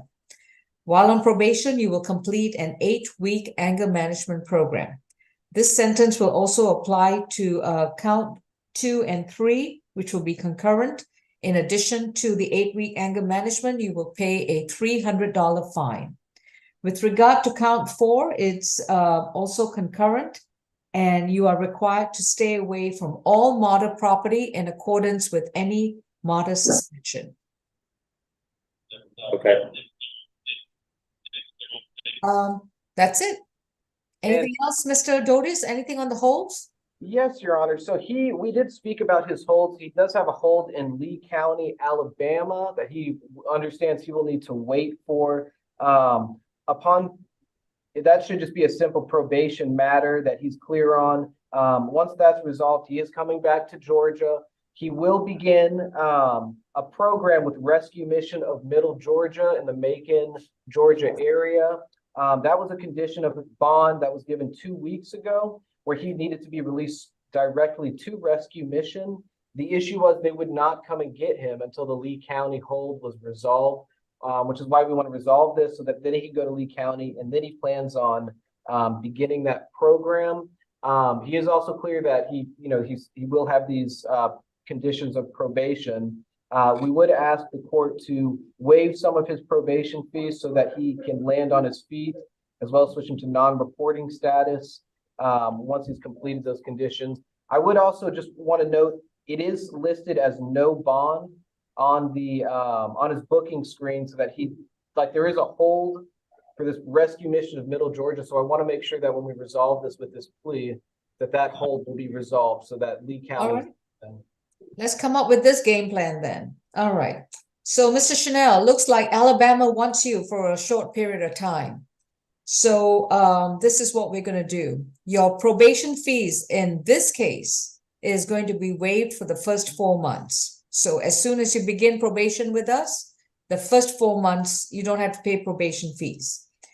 Right now, your Lee County, Alabama will have to send their authorities to come pick you up from Fulton County, Georgia, and take you back to Alabama to address the probation matter.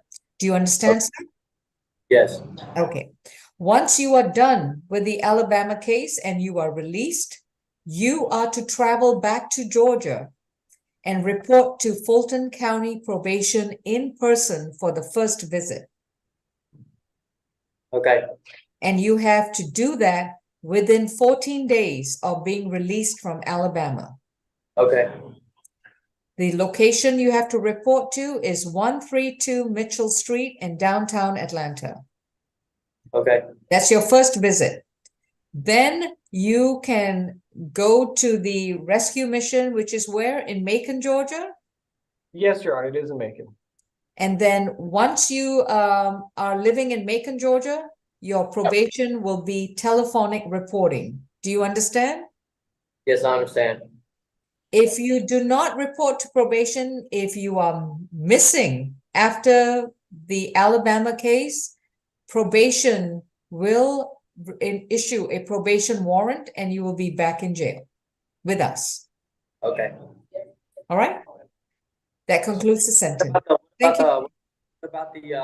What about the hold for the making? Yeah, I was gonna follow. Is there any paperwork you need from me for this no bond hold? On his booking sheet, he has a hold saying that the only one that can come get him is the rescue mission of Middle Georgia. So I don't know if we need any pay. I don't want that to keep holding him because that's what's been keeping Lee County from. So from Alabama, rescue mission has to come pick him up from Alabama, or does he have to go to Macon? Your Honor, 2 weeks ago, Mr. Chanel was on the SAP calendar where Judge Williams gave him a signature bond on this case with the condition that he be released directly to Rescue Mission of Middle Georgia. Ran into the issue where they would not come do that until he was released to Lee County, and Lee County wouldn't get him because he had another matter in Georgia. Well, so this hold to be removed. Yeah, give me an amended order. That order really doesn't apply in accordance because now he's taken a plea. Right. But if you believe that's going to be a hold, please submit one saying that once he's released from Alabama, he will go to the rescue mission on his own accord as long as he complies with probation. Right. Is Mr. Jordan or can Miss Champion, does that sound like what we need to do? Yes, that would be correct. Yes. Thank you. Make sure you make a note that he can report to the rescue mission on his own accord as long as he complies with the probation reporting requirements. Thank you, Your Honor. Will do. All right. Thank you. All right, Mr. Chanel, good luck with your cases. All right. All right, thanks. All right. We are going into a breakout for position 20 and 40. If that's possible. And Mr. Tessin Ubek Wenisha. Who's going into the breakout? What court? Who am I? Oh yeah, Ms. Strong, I'm gonna list that to you. Just 1 second. So jail court iPhone, do you have Ubek? No, I have from on the probation calendar, number 11 and 12, Darius Woods. Probation calendar? Yes. All right. Bring Mr. Woods forward. And thank you. Mr. McLean, is that your client? Mr. Darius Woods is, Your Honor. All right. Mr. Darius Woods is position 12. What other position does he have? That's the only one I have on the probation calendar. Did you? It's 11 and 12. He's under the alias. Different name. Okay. Oh, I remember that. Okay. Got it.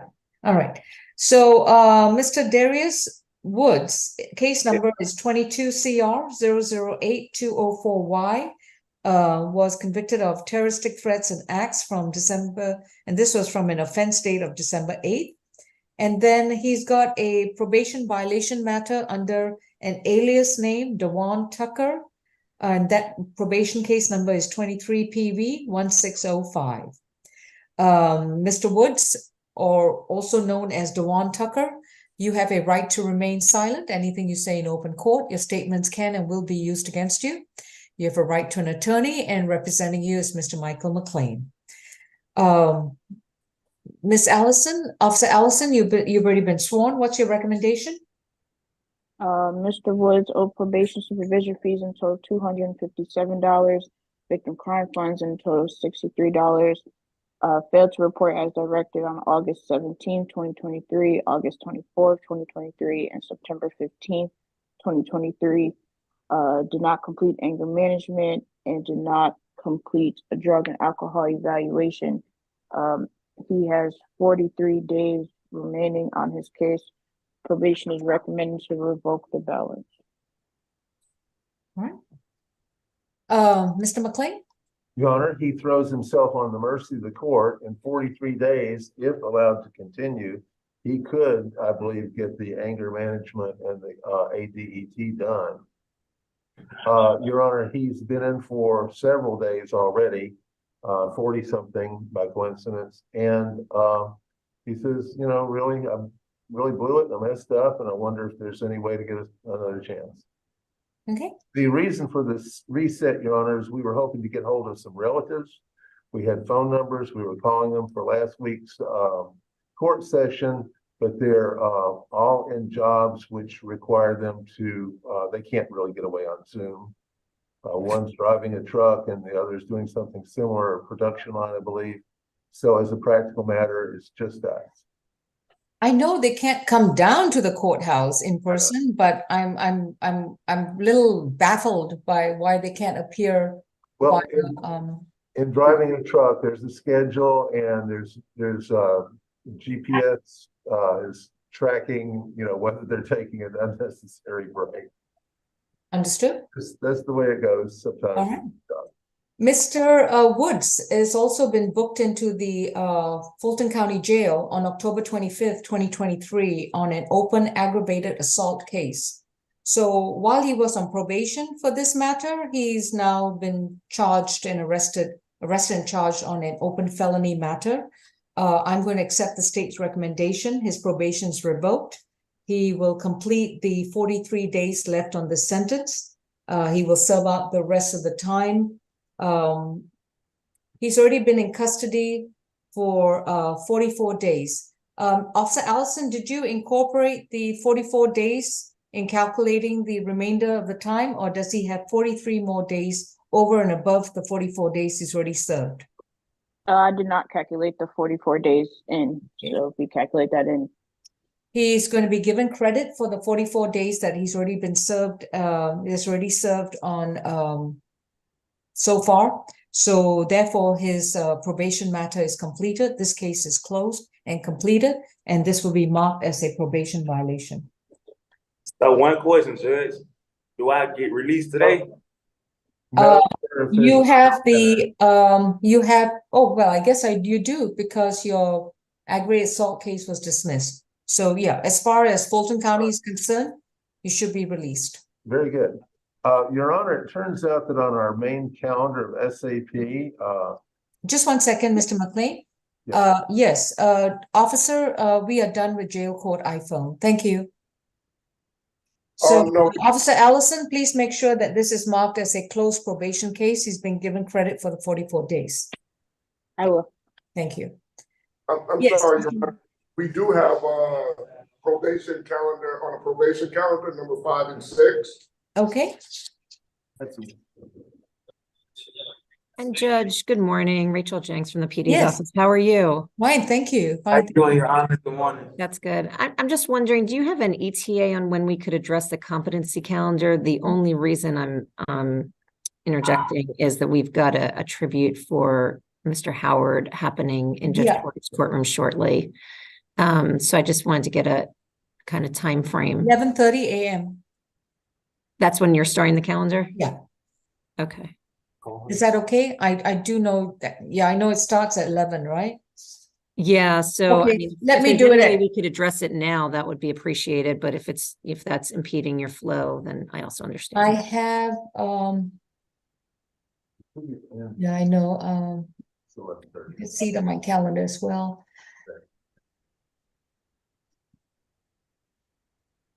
Let me take up this probation matter and then we will go to the C calendar, okay? Thank you so much. All right. Deputy, repeat the name on the case again, please. Taiwan Jackson. All right, thank you, sir. Taiwan Jackson is position 5 and 6 on the probation calendar. Mr. Jackson, I'm not going to sound out your conviction, but your case number is 22 CR 006-122C. And the probation violation matter is 23 PV 1626. And Mr. Jackson, you have a right to remain silent. Anything you say in open court, your statements can and will be used against you. You have a right to an attorney, and your attorney is Mr. Dodis. Mr. Dodis and Officer Allen, we are going to waive sounding on the conviction involved in this case. Officer Allison, you are seeking a revocation of his probation.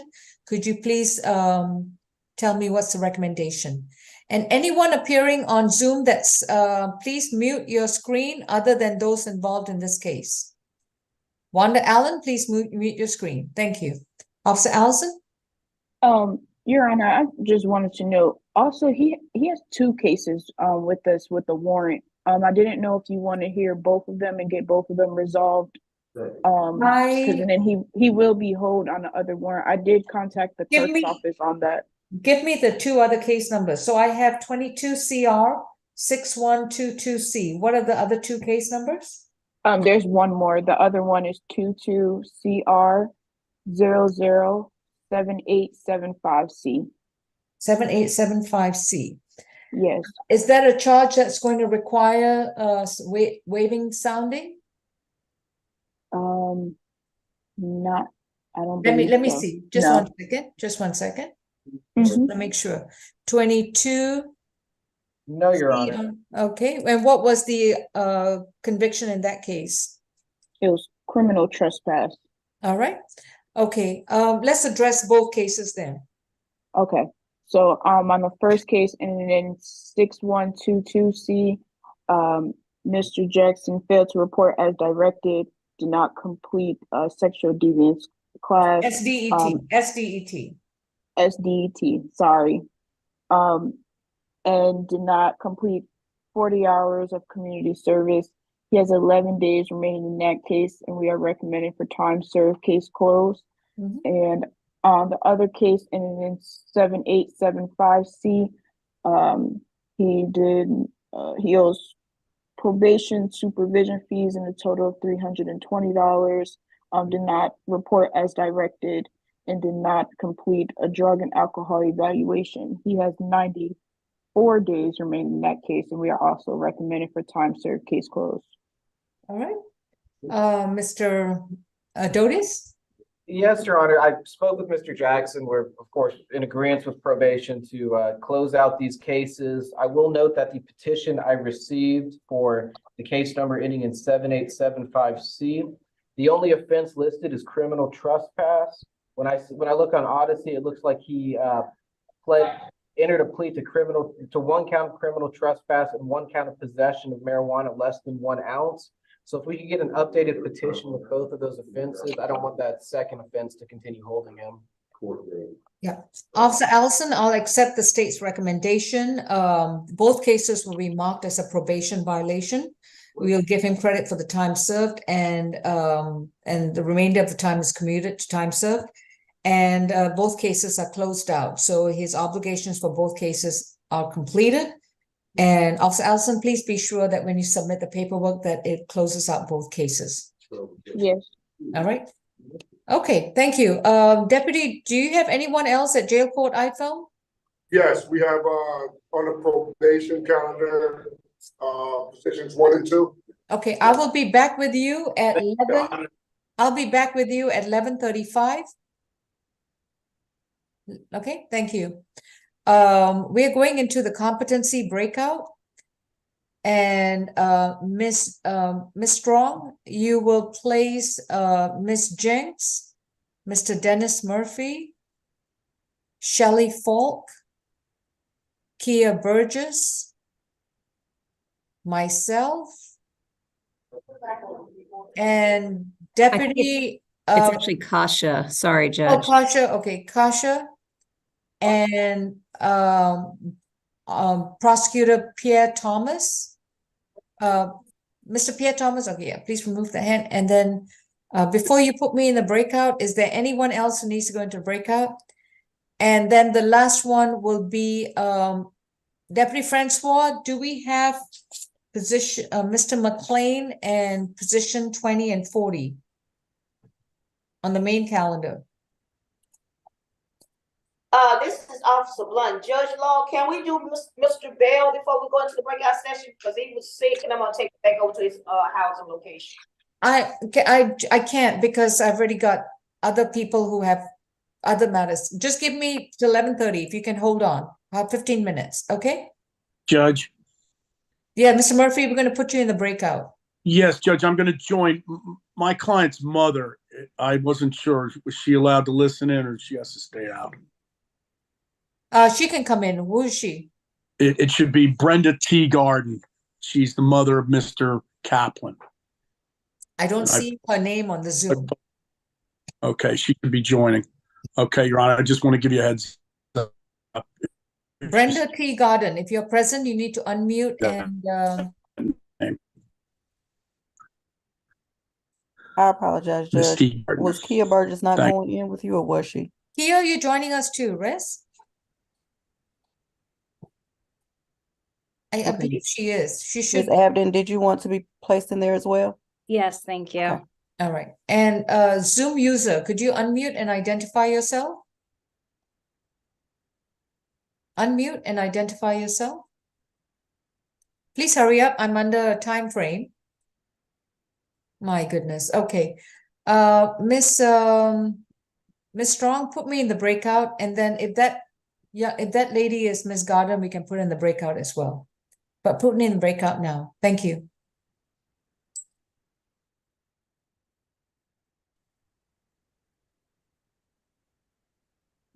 Is that better? What's your name, ma'am? Brenda T. Garden. I'm about to put you in the breakout room. The judge was asking were you on the Zoom.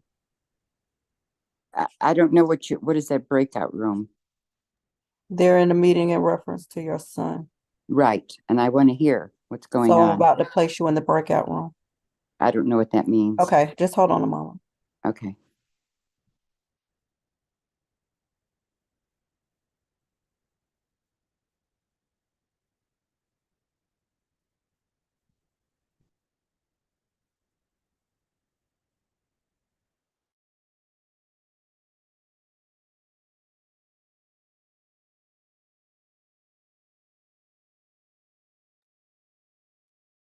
Attorney in courtroom 2, was you the one that was hearing for Mr. Jackson? Yes, Miss Allison.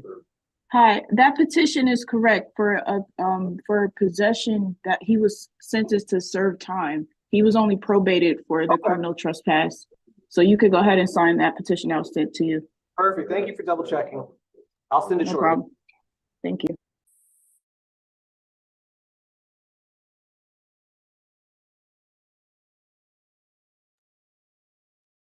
Hey, can you send me to the breakout room too, please?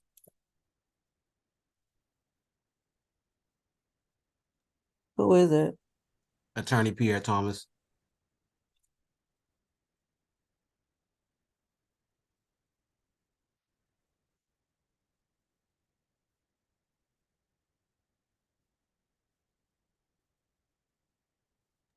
Hold on a second. I'm looking for your name. Okay. Let's start with ASG. I see it now. Thanks. Thank you.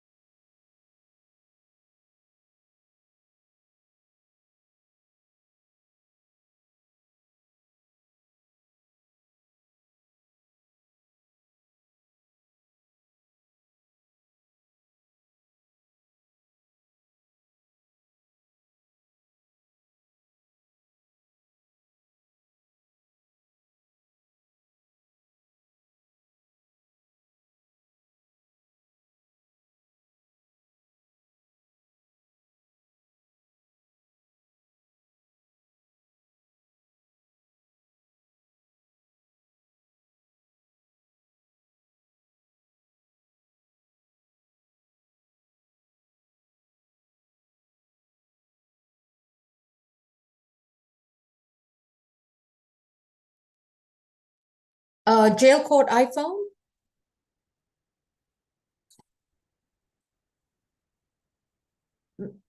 Jail court iPhone? Are they still on Zoom or medical?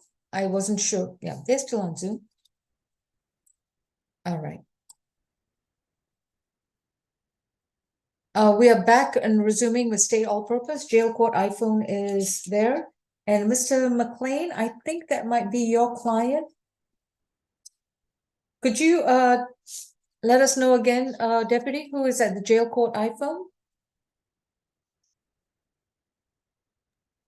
I'm sorry, we have, what's this, probation, Yes. 1 and 2? Anthony Bell, would that be correct? Yes. Thank you so much, sir. All right, this is our probation revocation matter, State versus Anthony Jerome Bell. Mr. Bell, you have a right to remain silent. Anything you say in open court, your statements can and will be used against you. You have a right to an attorney, and representing you is going to be Mr. Angelo Dotis, who is seated in courtroom 2. Mr. Dotis, if you'll wave your hand up. Mr. Bell, do you see him? Yes. Okay. Officer Allison, you have already been sworn. What's the recommendation for Mr. Bell's case ending in 5826B? He does have that probation violation matter, 23 PB 1624. Yes, Mr. Bell owes court fines and surcharges in a total of $675.50. He failed to report as directed on June 8th, 2023, June 15th, 2023, and July 11th, 2023. He did not complete a substance abuse evaluation. He did not submit to drug screens, did not complete 40 hours of community service. He did not complete a risk reduction course and did not complete victim impact panel. And he failed to comply with prior orders of the previous hearing on June 1st of 2023. He has 226 days remaining on this case. Probation is recommended to revoke the balance.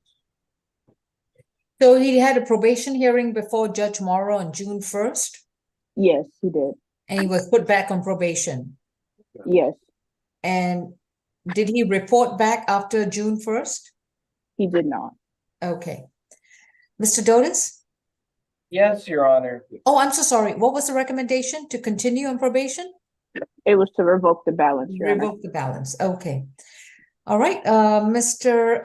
Why should I release Mr. Bell? Mr. Dotis? Yes, Your Honor. In May of this year, Mr. Bell's wife passed away shortly before his first probation hearing. Since that time, he has been homeless. He relied on his wife as he was unable to work due to physical disability. Since that time, he struggled even after the last probation hearing. He didn't have any money. He didn't have any transportation. He's been in and out of the Atlanta mission just trying to survive. Moving forward, he was currently approved for disability, and once released, he says that he just needs to get the payment system set up so that he can start receiving that monthly disability. He says moving forward, he can pay the fines. The only issue, he says, will be with community service due to his physical disability. But I did tell him that we would do our best to help him find something that was not physical. Again, he'll just be on disability. He thinks he can make the payments if he's given a payment plan. Your Honor, he does have a brother in Atlanta, Georgia, Tim Bishop, who he's going to try to rely on more now that he's on his own and doesn't have his wife. And he understands that he bit off more than he could chew, and he didn't see, this awful loss happening. He's just at the mercy of the courts to have one more chance to meet his end of the bargain. All right. With regards to Mr. Bell, he has 280 days left. Is that correct? 226, Your Honor. 26, excuse me. All right. I'm going to, let me see. And he was put back on probation.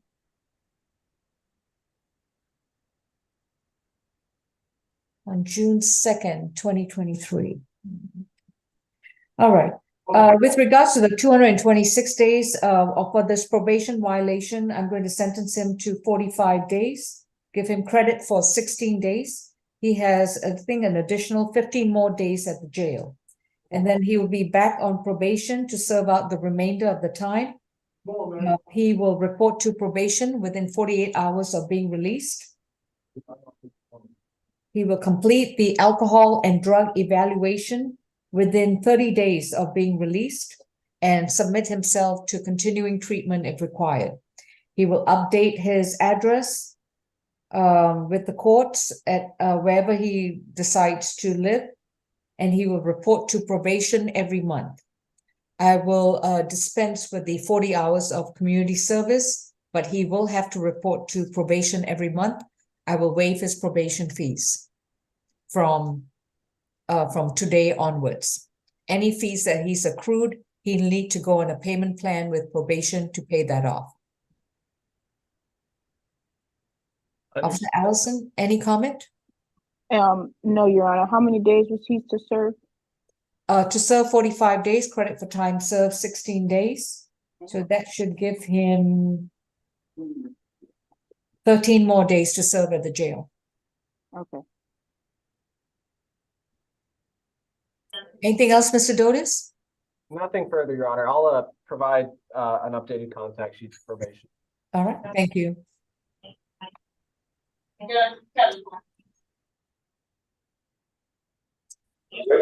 Mr. Bell, please contact your attorney, Mr. Dotis, if you need any clarification on what you're required to do. You have 16 more days to serve, 13 more days to serve at the jail, after which you'll need to be on probation to complete the alcohol and drug evaluation, pay back all your past due fines and fees, and then continue reporting to probation every month. Yes, ma'am. Thank you. I'll come see you today, Mr. Bell. Yeah, I'm ready. Jail court, do you have Mr. I think everything else on probation is addressed? Yes, Your Honor. Can I be excused? Yes, thank you, Miss Allison. Thank you. Have a good one. You too. I still have an Alvin Baldwin. Has he responded? Yeah. Yes, Your Honor. He should be on Zoom. Alvin Baldwin? Yes. You need to unmute and start your video. Everybody, can you get on the phone? All right. When you're done? Let's go ahead and change that name to Alvin Baldwin, case number 23 CR 5840H. Mr. Baldwin has been accused of battery and cruelty in the 3rd degree. And Mr. Baldwin, you've had an opportunity to speak to Mr. McLean. Yes, Mr. McLean, I believe this case was in a breakout in order for you to speak with him. What would you like to announce? Your Honor, he asked the court to forgive his inadvertent missing court. He states that he had an identification that he believes that the police used for his court purposes and put that down, but that he had, while not thinking that it was important prior to this matter and not realizing that this matter made it important all of a sudden, he had years before changed his address at the post office and was regularly getting forwarded mail. After he missed this court date and went to the courthouse to find out things, at some point he talked to someone either in the courthouse or at the post office and found out that government mail, such as court notices, are not forwarded. So, sorry, so he never changed his address, but he just relied on the forwarding mail system? right, because he had been always, for a long time, he'd been getting forwarded mail anyway, and just. So why not go and just change your address to your current mailing address? I'm a little. People get busy and it costs anywhere from $15 on up, I suppose, so. It doesn't cost a dime. You do it online. Trust me. Oh, no, I mean, I go, when I lost my driver's license, they charged me 15. But at any rate, Your Honor, it was more negligent. He didn't try to scoot and duck. He thought he would get his mail. Ms. Falk? I looked at the bond and who signed it and was your honor, and it was for pretrial services. At least anecdotally, when you were in court and you order someone to be released to pretrial services, you were very clear that they must update their address within 30 days and let someone know that they are at a new address. So it does suspend belief that he just somehow did not remember the admonition of the court to do that and just failed to update his address. We object to the bond being lifted on this, the bench warrant being lifted on this, given those circumstances and given this excuse. Anything else, Mr. McLean? If your honor does follow the state's recommendation and not lifting it, he would like to ask the court to set as low a bond as possible so that he can make bond again, but he hopes your honor will give him a second chance. Can the state also inquire whether he was reporting to pretrial as directed? Yes. Well, no, he didn't show up in court. No, but when he was released, he was ordered to pretrial as part of the release. His release was through pretrial services. And I see Ms. Tyson's here. I just wanted to know if he was reporting to pretrial services. I'm checking the officer's notes right now. Give me 1 second.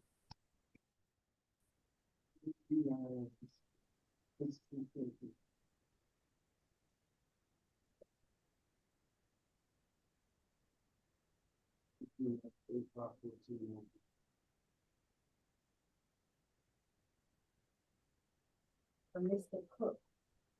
Where's Clemson? Clemson? In the back. Hey. Oh, so you don't pay attention. Where's it that I don't know? Clemson. I'm Clemson. Tracy Clemson. Gotcha. It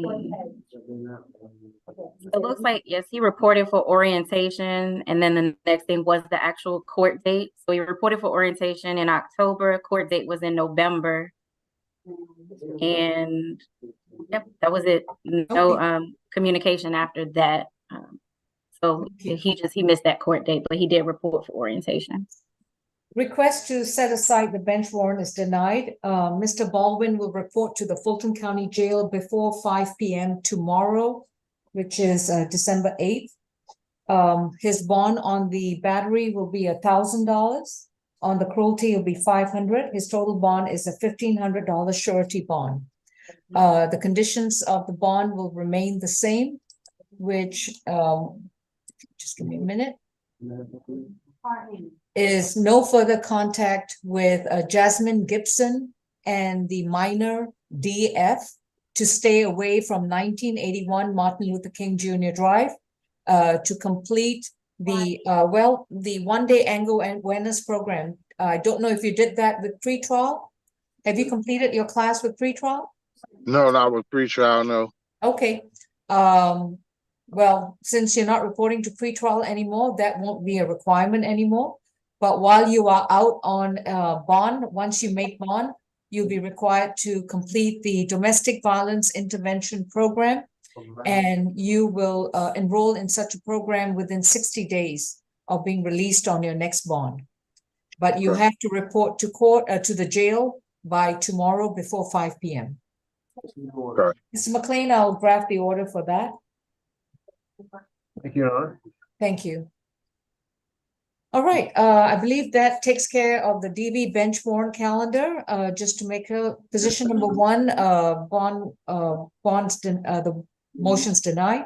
Position two, the motions denied, and position three, the motions denied. All of them have to report to the jail before 5 p.m. tomorrow. On the you're free to go, Mr. Baldwin. Ms. McLeod, One question. Yeah. You said the bond is 1,500? Yes. Okay. Thank you. Thank you. Oh, and one more thing, Mr. Baldwin, I'm going to put it in the bond order, is that you have to update the court and the United States Postal Service of your current mailing address. I did it already. Excellent. Thank you. Thank you. Your Honor, Yes, just to readdress, my apologies, for position 2 on the bench warrant calendar. For my notes, I had that the bench warrant was set aside and then bond was modified on the underlying. you are correct. You're Okay. correct. I just Yeah. want to make sure I'm giving you the correct paperwork. Thank you. No, Mr. Dates, no, sorry, Mr. Odotis, that bench warrant was denied. He has to report to the jail. And he'll be released on a $2,000 signature bond through the jail. Okay, so he was the client that was in custody. Oh, that's right. Okay, I'm sorry. I'm getting you confused with Mr. Wagner's case. All right, sorry. Yeah, you're right. You're right. You're right. His motion has been, his bench warrant has been closed out because of the arrest, but he's being re-released on a signature bond. Okay. Well, just want to make sure I was doing the right paperwork. All right. Thank you.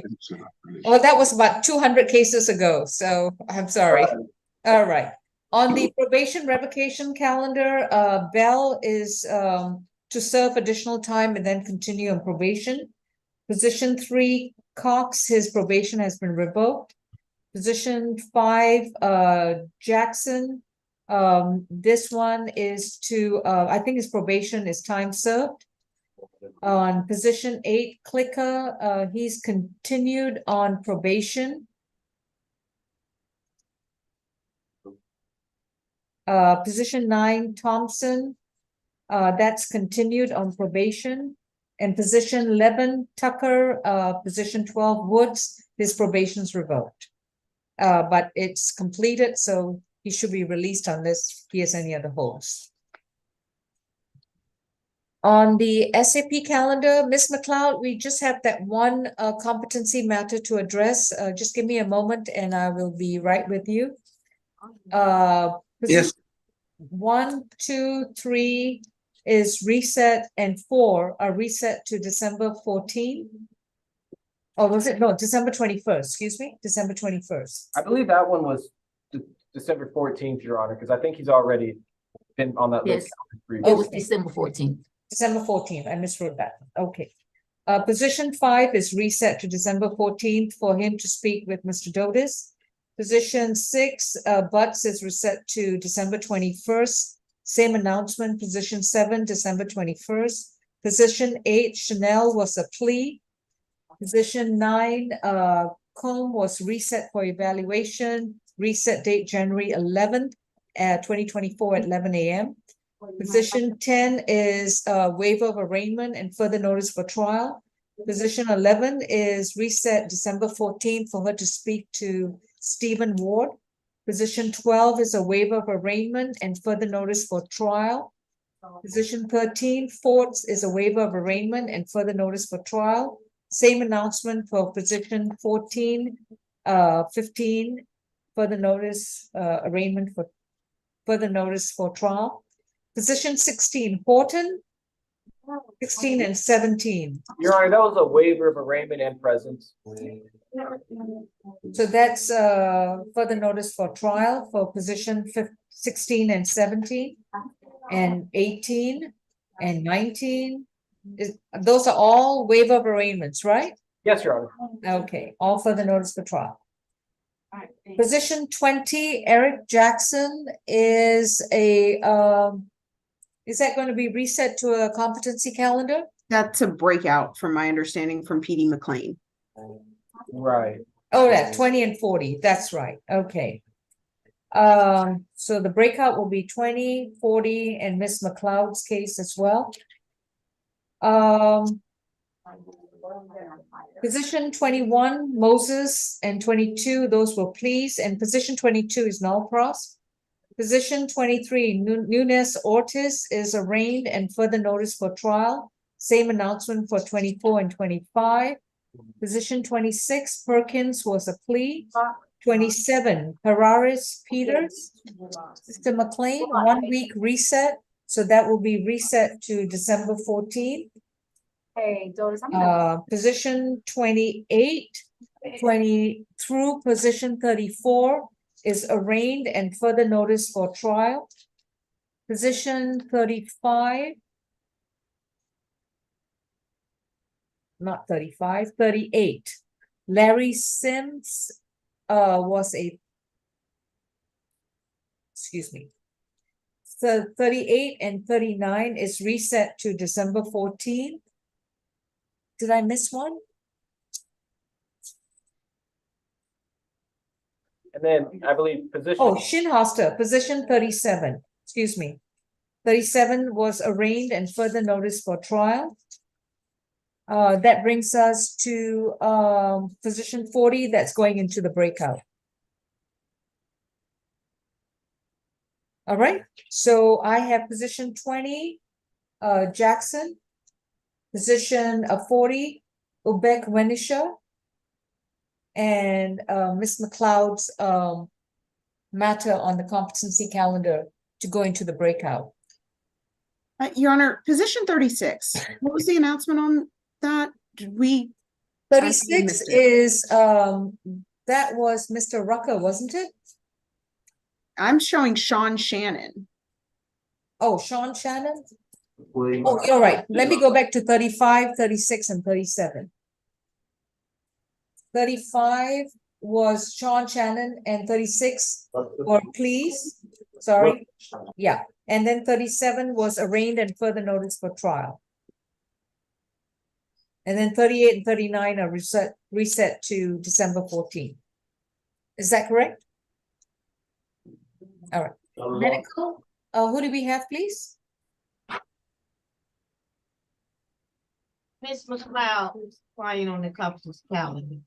All right, and what's the name of the individual?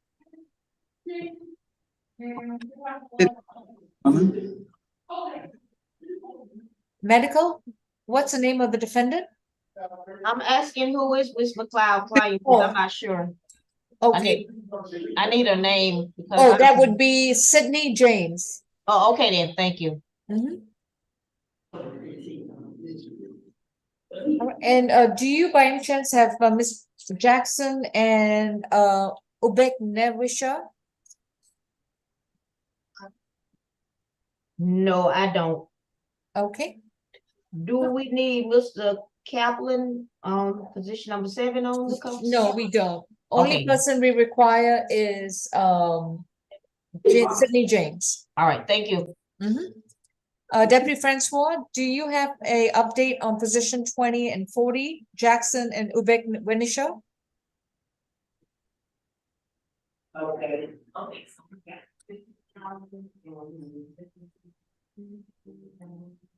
Courtroom 2?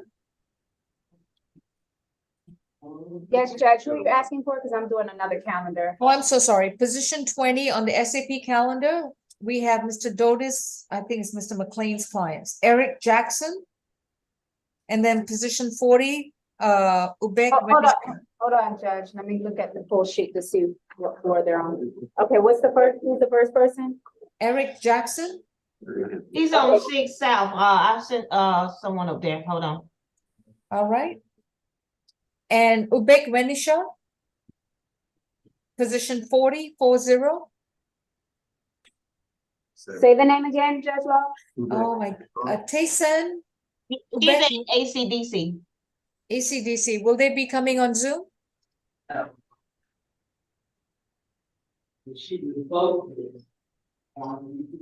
Oh, you said Ubeka Tesha? Yeah, let me bring her around, Judge, but I'm currently by myself in the courtroom, so I have Understood. Okay.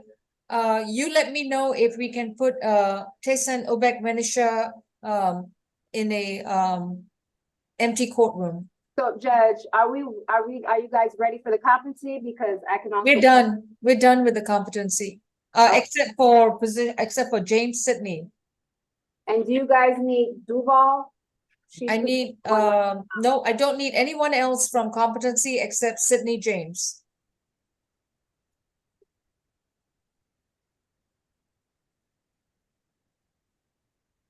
James is going to be on 5 North. Okay. I think someone appeared on medical and it's looking into that.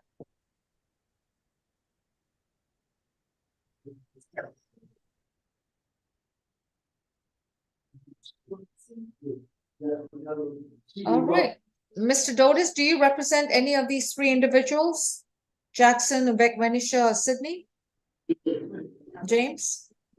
Your Honor, I'm sorry, excuse me, Judge Law, one more, because I have Mr. Watkins. He's also on the competency. Did you need him? 'Cause I have- No. No, okay. that's okay. Your Honor, I believe Attorney Jenks from our office will be handling competency today. No, it will be Mr. McLean for the remaining cases. Everybody else on competency calendar has been addressed, except Sydney James. And that defendant's attorney is present, Ms. McLeod. Mr. McLean, you have position 40 and position 20. Judge Law, do Sidney James need to be brought forth? Not necessary. Okay. Ms. McLeod, would you like your client's presence? Not necessarily, Your Honor. Okay. Okay. I just need Jackson and Ubek Venisha. Okay, then. Thank you. Thank you. All right, Ms. Strong, could you place me, Ms. Falk, Ms. McLeod, and Kasha in the breakout, please? And Miss Rachel Abdon, if she's present. Me as well, Your Honor. Yes, and Mr. Pierre Thomas. I think I just go back into the same breakout room. We can't.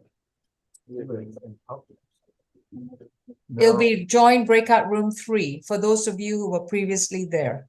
Yeah, we'll have to do it last time, so we can't double do last time. Let me know if you're not able to access it. Because I can't leave. I was able to, thank you. Courtroom 3 years. Yes. By the old. My old intake, if you could just tell Norris that he needs to bring her around for the emergency. Just let Norris know he's in courtroom 3, just say, hey, my boss said you need to bring her around. Thank you so much, though. I can't be here. Angela, should I grab your thing and go to medical? Thank you so much, Lotus. Okay, all right. I will see y'all in a little bit. All right.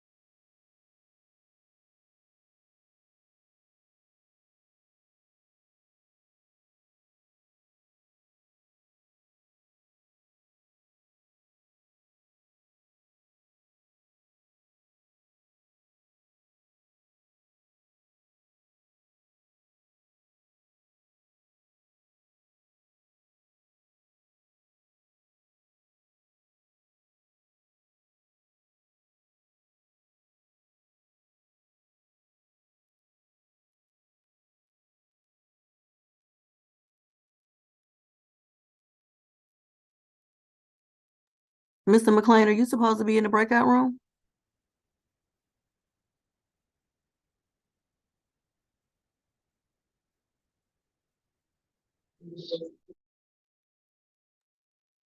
Mr. McLean?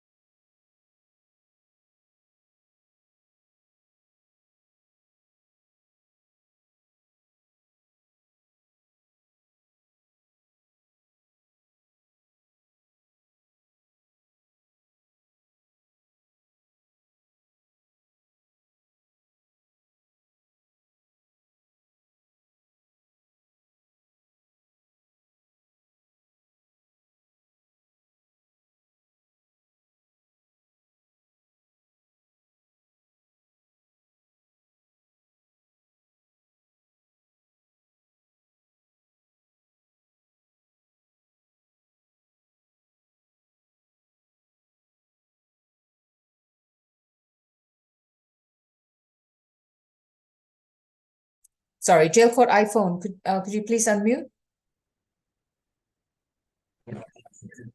Yes. Who do we have, please?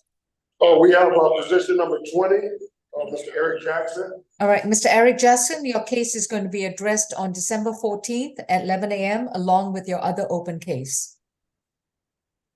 Thank you. You're free to go. And courtroom 2, who do we have? Hey, Judge Law, this is Miss position 40. Okay. And is there all right, Ms. Champion, could you please place courtroom 2 into the breakout room? We really wanted her alone, but We can't, Judge. We have misdemeanor court interviewing okay, right now. she's on the SAP calendar. That's fine. We, Ms. Champion, Francois, we're wrong? going to please place her in the breakout room 3.